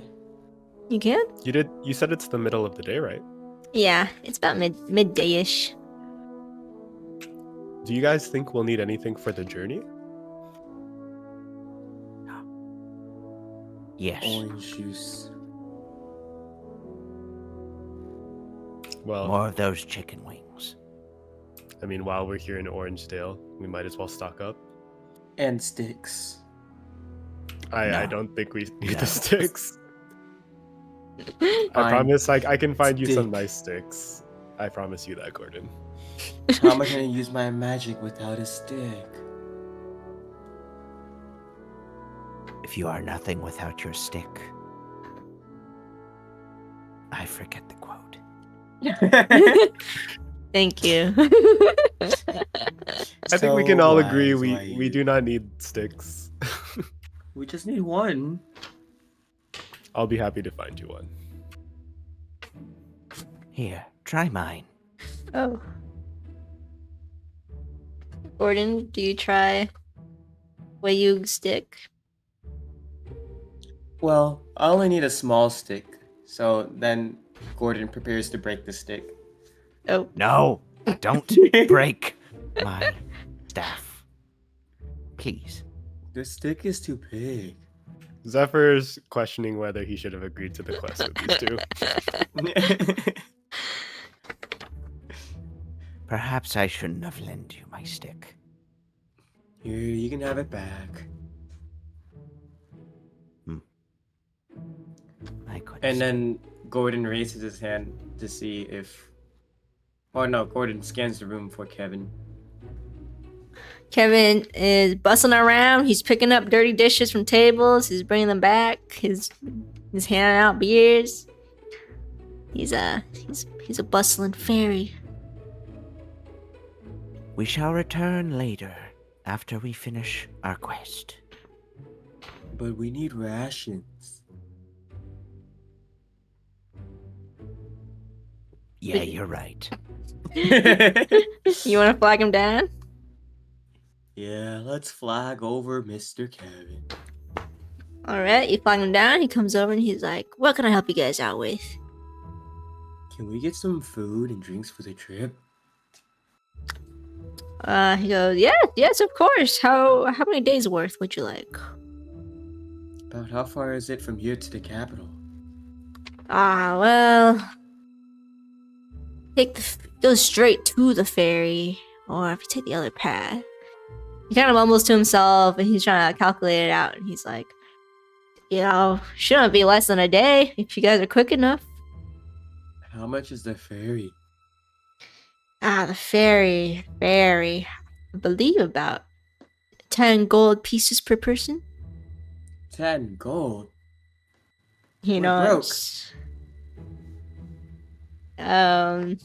He thinks for a moment. He's like, well, I think I should have given you guys enough. Cover the ferry cost. How much is a food? Let's say, well, you guys are doing a quest for me. It's on the house. We will take Sounds 2 meals each. All right. He goes to the back to fix up your guys' rations. Comes back out, hands you guys them, and he goes off, bustling tables again. Can I take a look around the inn to see if there's anything of interest? Yes. Can you roll roll perception? I got a 16 plus 3, so 19. Wow. Okay. Best roll of the game. As you look around the inn, like I said earlier, there are large tables with, groups of people there. There are different types of adventurers, like a couple tables with adventurers at them. But the other ones that are full of rather rambunctious people are what appears to be villagers of Orangedale. In the back corner of the room, there are stairs leading up into the inn, or the rooms area. But on the ground floor where you're at, there's just a bar where Kevin's going in and out. The tables with people at them.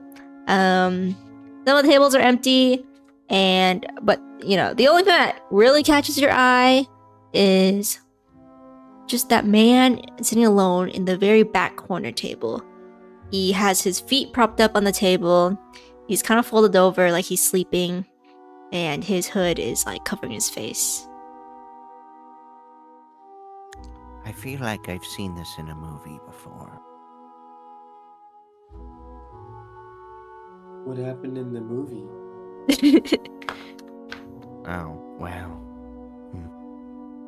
What's a movie? Oh. Perhaps I should keep silent.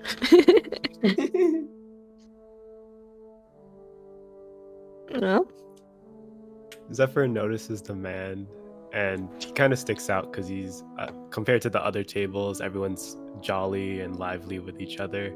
He's just sitting in the corner, often like darkness, I guess. yeah. So he turns to Wayug and to Gordon, and he says, "I'm gonna go talk to this man. You guys enjoy the meal." Wait, We already ate. Oh wait, wait a I'm second. just waiting for the rations. Yeah, you I guys can have the wait if rations. y'all want to go talk. You guys have the Oh, we rations. already have them? Before you talk to him, let me stare at him. Okay, what kind of stare is this? Superman stare? Is is this this like an inside? is this a medicine stare, or like a deception stare, or maybe a religious is- stare? This is a perception stare. All right, give me a My perception signature roll. move. It's hammer time. Let me stare at him first. So 10 plus 5 Ooh. is I was never 18. good at math. All right. Well, as you're staring very perceptively at this this man in the back, he's a large man. He looks rather fit, rather buff. He has like very deep colored skin, and he appears to be a tiefling. You can see the horns sprouting out of his head and out of like his little hood over his head. And he does appear to be sleeping from the way he's breathing and just the way he's positioned. He's wearing dark clothes with a little bit of armor on it. Beside him is a large sword just resting against the wall. Question: are there many other tieflings in the village that we've seen? You see a couple. Okay. Zephyr grabs a beer, a mug of beer, and he heads over to the table and places it down on the table, and just peers over at the sleeping or some seemingly sleeping man and just says, "Hello there." Ooh, okay. Can you just give me a d20 roll? Okay. Just give me a roll. I'm scared. I got a 4. Oh. Okay, well, the at the sound of your voice, you can see this man like jolt awake, and he kind of like looks up at you, the source of his unfortunate awakening. He has a deep glare to his face, but you notice that he has beautiful green eyes. These eyes are staring at you, glaring at you. They're glaring daggers at you. He his you can see the wrinkles on his face, wrinkled up into it. Look at the stain. And he kind of snarls as he just stares at you. Zephyr throws up his hands to as if to show he means no harm, and he apologizes profusely, saying "I'm so sorry. Didn't mean to disturb you. Just noticed you sitting here all by your lonesome, and I figured maybe you might want some company. You seem to be some sort of adventurer." Yeah, looks you up and down. He kind of just scoffs and he shakes his head. He's like, "I don't want no company. I want rest." Zephyr takes the sign and just says, "All right, I'll respect your wishes." And then he takes his mug, and he just heads back to the table. Where's Wayug and Gordon? Were you guys watching this encounter? Yeah, we're staring at him. What do you say to Zephyr as he comes back? Nothing, that's it. I say, maybe put a few more points in your charisma. Didn't seem like he wanted company, so won't force that on him. Would anyone else like to attempt anything?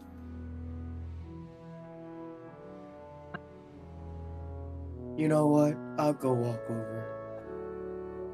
I think it's best we leave him alone. He doesn't seem to want to be disturbed. Gordon? Gordon walks over anyway.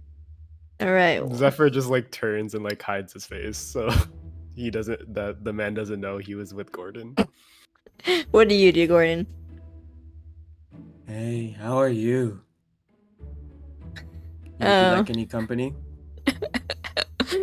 Why do you say it like that? He now awake. He has his feet off the table. He's kind of shaking himself up, shaking the sleep out of his face or whatever. But he looks at Gordon. This interesting dwarf man, and he kind of just goes. He just shakes his head.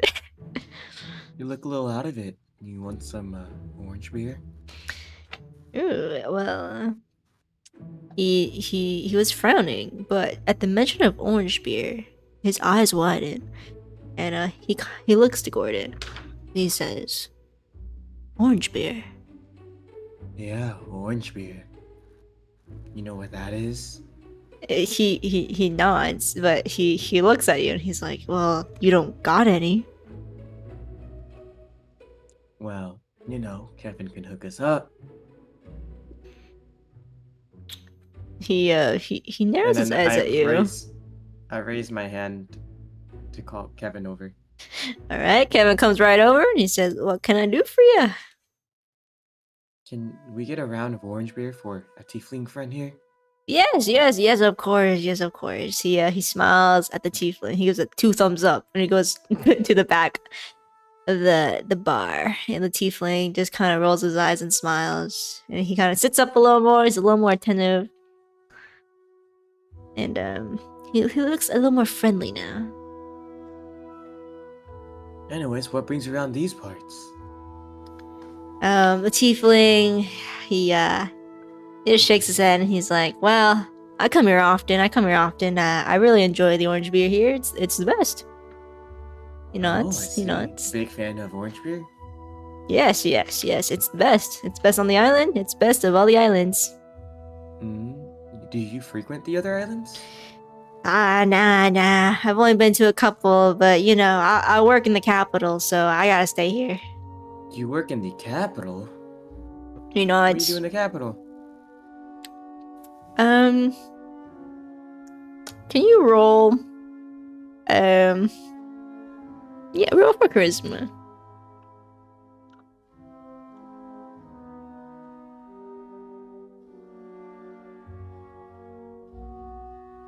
I lost my tab. Heck. Wait, where did I have my... It's one of my Chrome ones. There we go.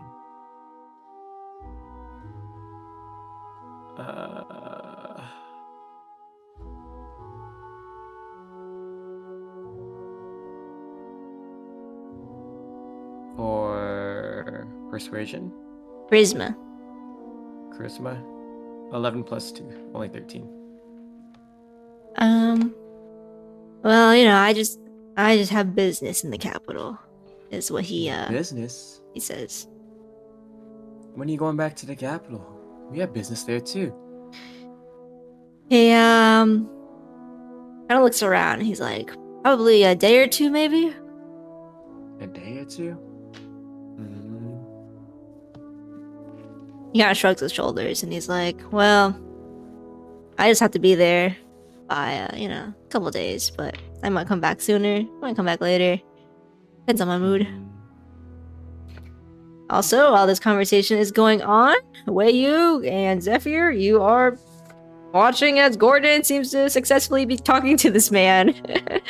Would you guys like to make your way over, or would you guys just want to watch from afar? Zephyr's just very confused as to how the short, stubby dwarf man is getting along so well with the tiefling. See, he has more riz than you do. Because he's bald. Zephyr takes another sip of his orange beer. Okay. Gordon, anything else you'd like to talk to with this man? Well, do you happen to be thinking about going back today? You know, we're heading back. We would love to have some company. Maybe we can pack some orange beer to go. Can you roll for persuasion?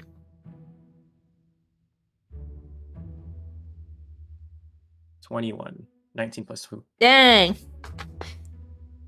Well, the tiefling, well, as you're asking, Kevin comes by, drops down the beers. The tiefling is immediately very happy. He takes a sip and he's like, of course I can help you guys out. What you guys Yeah, going to the love- capital for? Oh, you know, good old Kevin, his daughter, just delivering some stuff. You know. Ah, yes, Kevin's daughter, of course. Miss Jules. Mm-hmm. Ah, is that her name, Miss Jules? Oh, I call her Miss. You can just call her Jules. Got you. All right. But yeah, we would love someone to show us the way. You know, we just washed the shore not too long ago, so. Ah, know the way to the newcomers, capital. newcomers. I see. Mm-hmm. Well, who's your crew? Ah, yes. See that big old turtle there and the guy that's trying to hide his face? Yeah, looks over and he's kind of like, uh-huh. Well, he kind of motions for them to come over to the table. Zephyr approaches the table.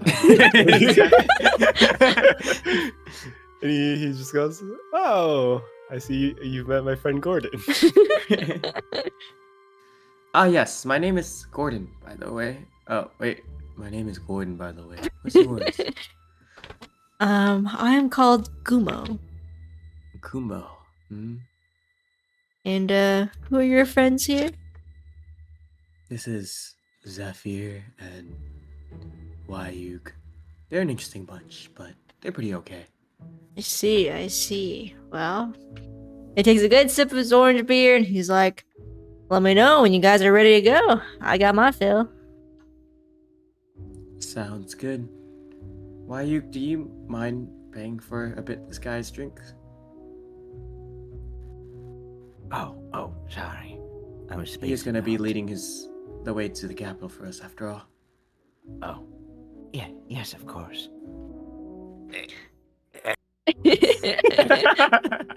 What is he?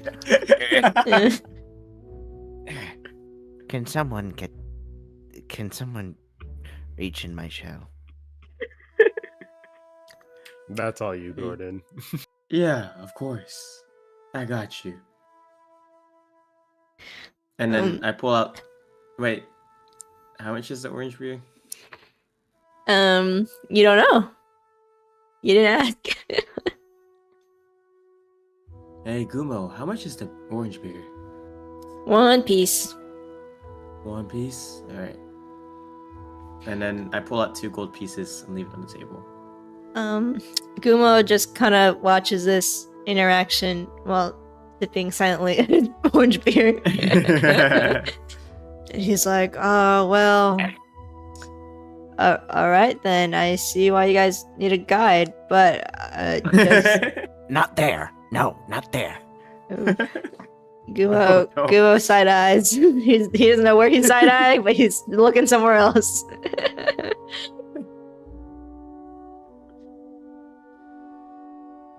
Alright. Anyways, you guys ready to go? I'm ready. Would like to go before it gets dark, you know?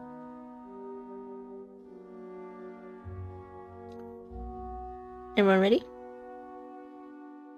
Gumo's ready. Were you ready? Yeah, we're ready. Everyone ready? Alright, so you guys are all heading out the inn. Right. See. Okay. As you guys exit the inn, the sunlight is back in your face. It's still, it's still midday-ish. You guys have, most of the day left. Is there anything else you guys would like to do in Orangedale before you leave? Wait. Do we have water? Yes.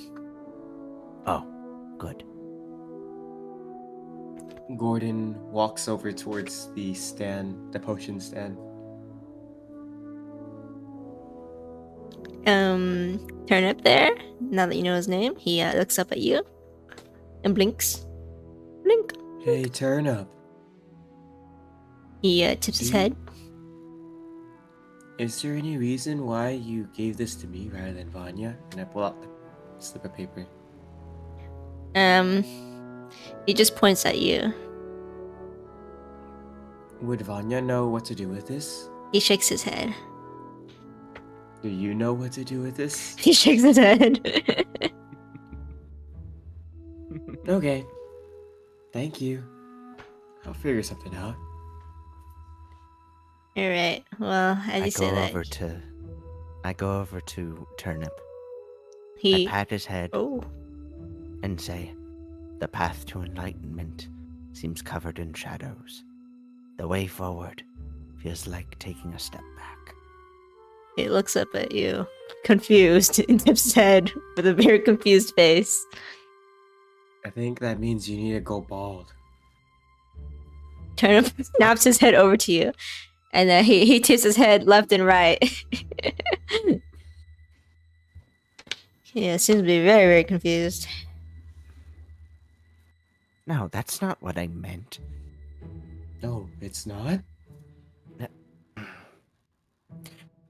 Let's just get going. Sounds good to me. Alright, Gumo, can you lead the way? as Gumo leads the way, you guys follow him. Turnip sadly waves goodbye.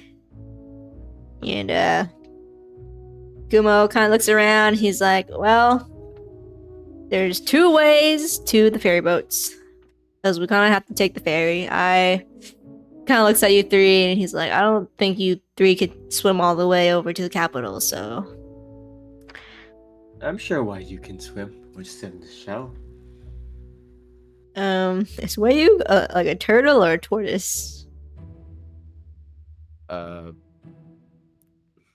Good question. what's the I don't difference? know what a Is I it- don't know what a turtle. Are turtles? Can they? Are they aquatic turtles or land turtles? Let's consult the dungeon manual, also known as Google. Are turtles or tortoises? It's kind of a mix of both. So, question mark? Work tool. Tortle. Well, we can remain underwater for a long time, but we are not natural swimmers. Oh, Oh. yeah. But What does that do with anything? why are you I was never good at swimming. so old? Alright, fine. I guess we gotta take the ferry. He's like, all right. He takes a good look at his own map. He closes it up and he points in a direction. And he says, "This is north. You guys know your ways around? That's north." He points again. Got it? He looks at you three. He's like, staring at you I guys. nod my head. I nod as well. Okay, he starts making his way over there, and you guys slowly start exiting the village and going deeper into the forest. Scene change. Ooh, okay, we're in the forest.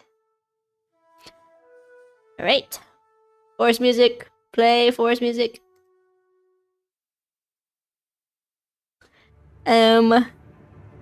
Gumo leads the way, as he does.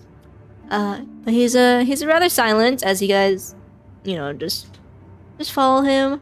You guys are treading just deep into the forest, no path or anything. You guys are blindly following Gumo, and trusting him. But as you guys walk around the forest, you guys have a little chit chat. Want to look for something? Want to do something? Well, you guys are just traveling through, going straight north. If you look at the map that Kevin gave you, you guys seem to be following just going straight north. Just going straight north. But yeah. Anyone curious? Anyone want to do anything in the forest or anything? No? Despite our rocky start, Zephyr tries to talk to Gumo and Mhm. ask him about his origins on the island. So, Gumo, did you also wash up here on the island of Paradise? He's like trampling bushes and stuff and making way for you three to just walk on through. He nods and he's like, "Yep, same as everyone else." And since arriving here, you've never thought of leaving or heading back home? Home. He takes a swig of the extra orange beer he bought. He says, I didn't really like home that much, so I can't say I've been trying to get back, but he looks around and he's like, "I don't know why you'd want to go back. It's nice here." Well, I do agree that the food and the trees are very nice here. Do you know of anyone who's gone back home? Ooh, going back home. Well, if they try to sail out from here, I don't really hear back from them, so I can't say if anyone's actually made it back home. I guess that's fair. How long have you been on Orangu? Churek? Jurek. Yeah. Still getting used to the names around Orangu. here. He thinks for a moment. He's like, I've been here a while. I can't recall. I was maybe a teenager when I first got swept up on here. Maybe been here about 20 years? 20 years? Yeah, give or take. 20 years? Yup, I've seen a lot. Seen a lot, but yet not much at all in any kind of size. Zephyr accepts his answer and just nods and trails behind him. And You everyone, seem very wise. do I? Gumo pipes up, and he kind of laughs. He's like, well, most of my friends are elves, and I can confidently say they definitely outlived me, so they definitely know more.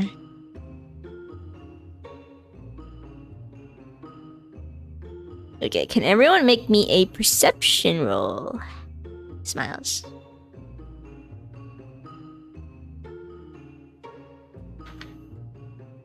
Twenty. 20? 18. Oh. 7. Oh. The one with the highest perception Okay. roll, the lowest. Way's a little drunk, okay? Way's a little drunk, so still a little woozy as he's trampling through the forest. He's not noticing anything. On the other hand, who rolled the highest? Gordon. Zephyr and Gordon, yeah, you guys have your wits about yourselves, especially Gordon. Gordon did not consume any alcohol, actually. Gordon's got his wits about him, and he steps on something. Something that does not feel like dirt or grass, but something hard and not organically shaped, I guess you would say. Gordon gets And to shuffle his feet around. you seem to be touching something cold, something metal, as it rolls between your feet. When you look down, it's something shimmery. When it catches a little bit of sunlight, it shine. Bend over and try to pick it up. As you pick it up, you realize that it is something metallic, something key-shaped. It is a shiny silvery key, but its handle is quite colorful. At its handle, it is fashioned into an apple. And in this apple, there are red gems, for the red part of the apple, and green gems, the leaf of the apple. So it's basically a key with an apple on the end. But Appledale. for Appledale? Yeah. Yeah, but it seems pretty old. It's quite dirty, but you can still see the shine of the gems and the silver and whatever. But yeah, you have procured a strange apple key. Umo, you've seen anything like this before? Gumo stops and he kind of looks back and squints at this little key you're holding. And he's like, looks like a key.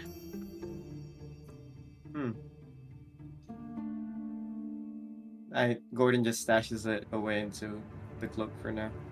Zephyr, Wayug, do you two say anything about the key or do anything, or? No? Nothing? Continue on our way? Oh, sorry. I was taking a piss. Would you like I to? found a key on the floor. Yeah. Oh. Gordon found a key. It is silver, and at the handle part of the key, there's an apple, but it's jeweled up. It's got red and green jewels to make an apple, and it looks very old, but you can still tell it was super shiny. That key looks very ornate. What would it be just doing here out in the forest? It was waiting for me to step on it.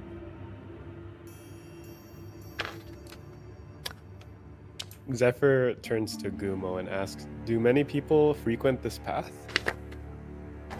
I can't say too many, but thinks for a moment is like, nope, I can't say too many do. Plenty of people usually take, the trails and all the paths made. And I would say this side of the island is not well too discovered, you could say. And the apple symbol, Is there anything you know about that? Apple, apple, apple. Well, you know, there's Orangedale, and there's X-Car, there's... Ooh, no, I can't say. Apple. Apple does not... Nope, nope. He shakes his head. There's no apple tail. No, there's no Appledale. Guess it's just a mystery then, huh? Perhaps, perhaps. The apple does not fall far from the tree. We are being So you telling me watched. this came from the tree? Gumo kind of waves his arm. He's like, "Don't worry, don't worry. Nothing. It shouldn't be anything too crazy. It's probably someone just lost their key for something." And You then can sell it. I think it's best if we just hold on to it. Never know if we might run into the person who lost it. very true. That is true. Eventually, you guys reach a clearing, and you hear your water. Insert sounds here. Okay, you guys make your way over to this clearing. It is, if you look on the map that Kevin gave you, it is where that little circle is, that the small black circle with the small black arrow. This is where you guys are. You are on the side of the strait between the main Trek Island and the capital island. This is a little small dock, and there's a ferry parked there. In this clearing, there's like a little campsite with some wooden logs around it, which you guys assume is like a waiting area. As a couple people are sitting there and just chatting about. Next to the ferry, is a little goblin man standing on a pedestal. Just from what you guys can see at the moment. And Gumo takes you guys further into the clearing, and you guys make your way over to the goblin man. And Gumo turns to you guys and he's like, "Well, here's the ferry docks. We just gotta pay up and make our way over to the capital."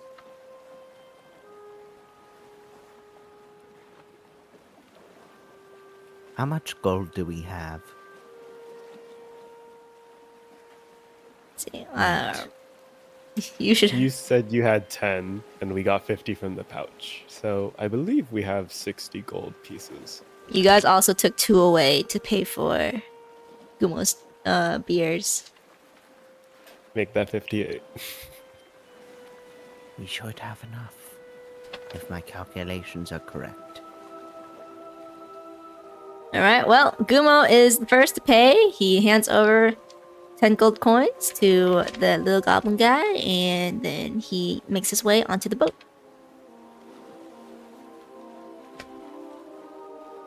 You guys approach the goblin. Wayu, can you distribute the gold to us? If I could reach it. Gordon? Is Gordon here with us? Oh, hello? Gordon? Hello? Hello? Hello. Hello? Hello. You awake? Mm-hmm. Would you like to... Alright. Oh. Yes? I put on some... I don't have any gloves, but, you know, I pretend to put on some gloves and I reach in there. Oh. Okay. Yeah. I'm used to this by now. I'm then just I pull saying out- we could have kept it in the bag. Oh, that's a good point. You're so smart sometimes, Zafir. And then I pull out the coins. Zevra just like holds his And hand then out. I hand over Zafir the coins. Okay, everyone's got their 10 gold coins now, I assume. Yeah. Okay. Now we're down to. That was 58. So we had 68. So we're at 28 now. Alright. You guys all approach the fairy dock goblin. He's a flamboyant goblin. He stands on his silly wooden podium in a trench coat and top hat, complete with mustache and monocle. He holds out his hand for the payment.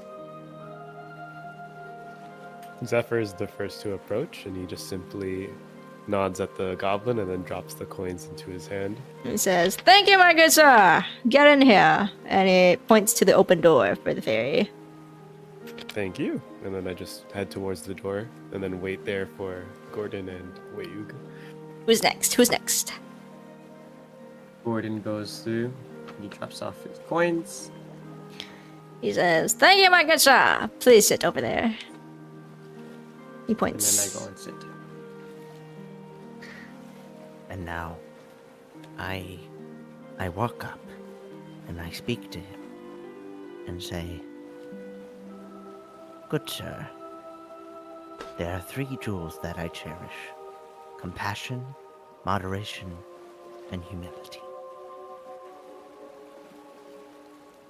He Here's my stares at you. He says, yes, my good sir. Right this way." And then, I drop my coins to him and I get going. yeah, he kind of stares at the coins for a bit. He's like, "What did I just say?" You guys sit in there, and Gumo's already in there, and he's like, "All right, we should be leaving in a few." He looks up at the sky, and he's like, sun's about to hit. Right time for us to go. Came here on perfect time. Perfect. And then as you guys sit there, waiting, people start filing in. The ferry gets filled up. And eventually, you guys head off straight to the capital. And we are going to end that session there. Wow. Isn't that how far we got to? Look, we don't talk about that one. That's how far we got to in 4 sessions. Oh. Look, that was a different time. We're in time now. It But took us 4 sessions to get there last time. I look, thought we were making pretty good time.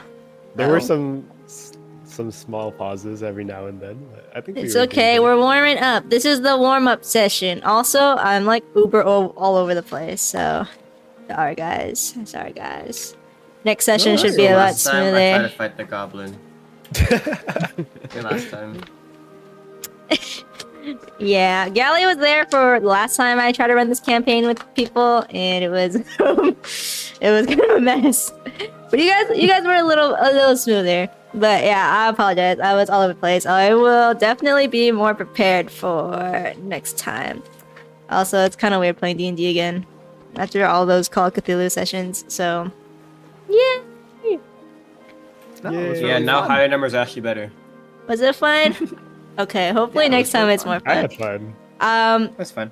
Yeah, so first session, I just want to be like, a little warm up, a little getting into, the scene, the lore, everything, everyone, especially to get used to playing their characters and getting used to, how the campaign's gonna roll. Next session, however, I do need to prep a lot of things. But yep, next session will be next week on either Thursday or Friday. I want to say Friday. Or, I don't know. We'll see. We'll figure it out. But thank you guys. We aim for Thursday. You want to do Thursday? I probably will have a work outing on Friday. Oh, okay. Yeah. Well, we'll talk about it Really so popular. at work. Okay, but thank you guys for playing. Yeah. Thank you, Thank you for having Ace. us. Bye. Sorry, Ace. I know this is like your first time playing with us, so if it's kind of side eye, it's definitely JD and Gally's fault. It's literally always What do their you mean? fault. It's literally What'd I always their do? fault. Thank you, you guys. For Sorry if I wasn't making sense half the time.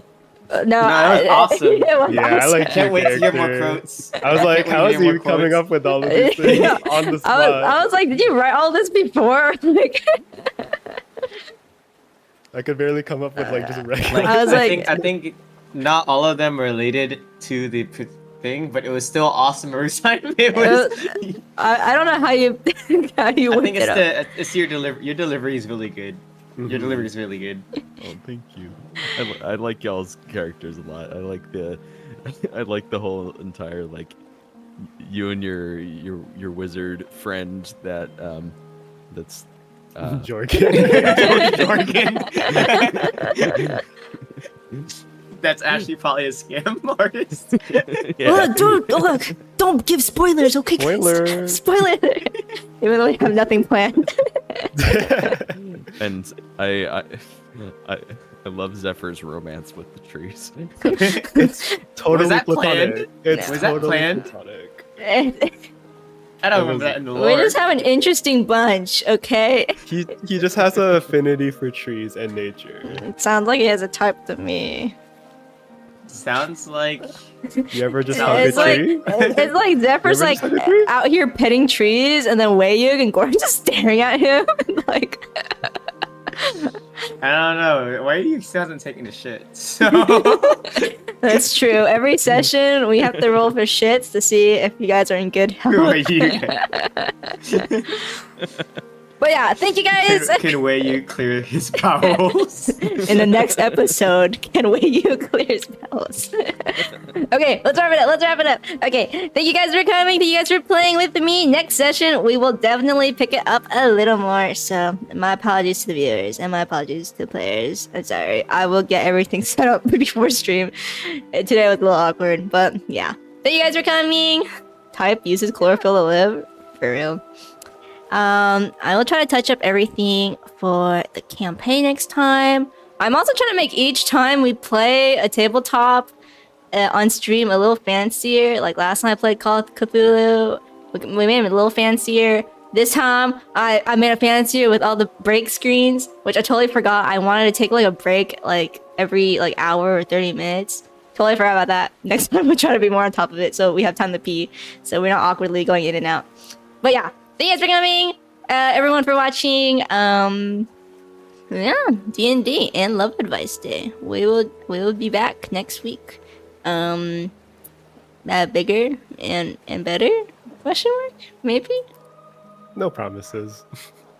Okay, well, let's sign off again. Today I am playing with JD.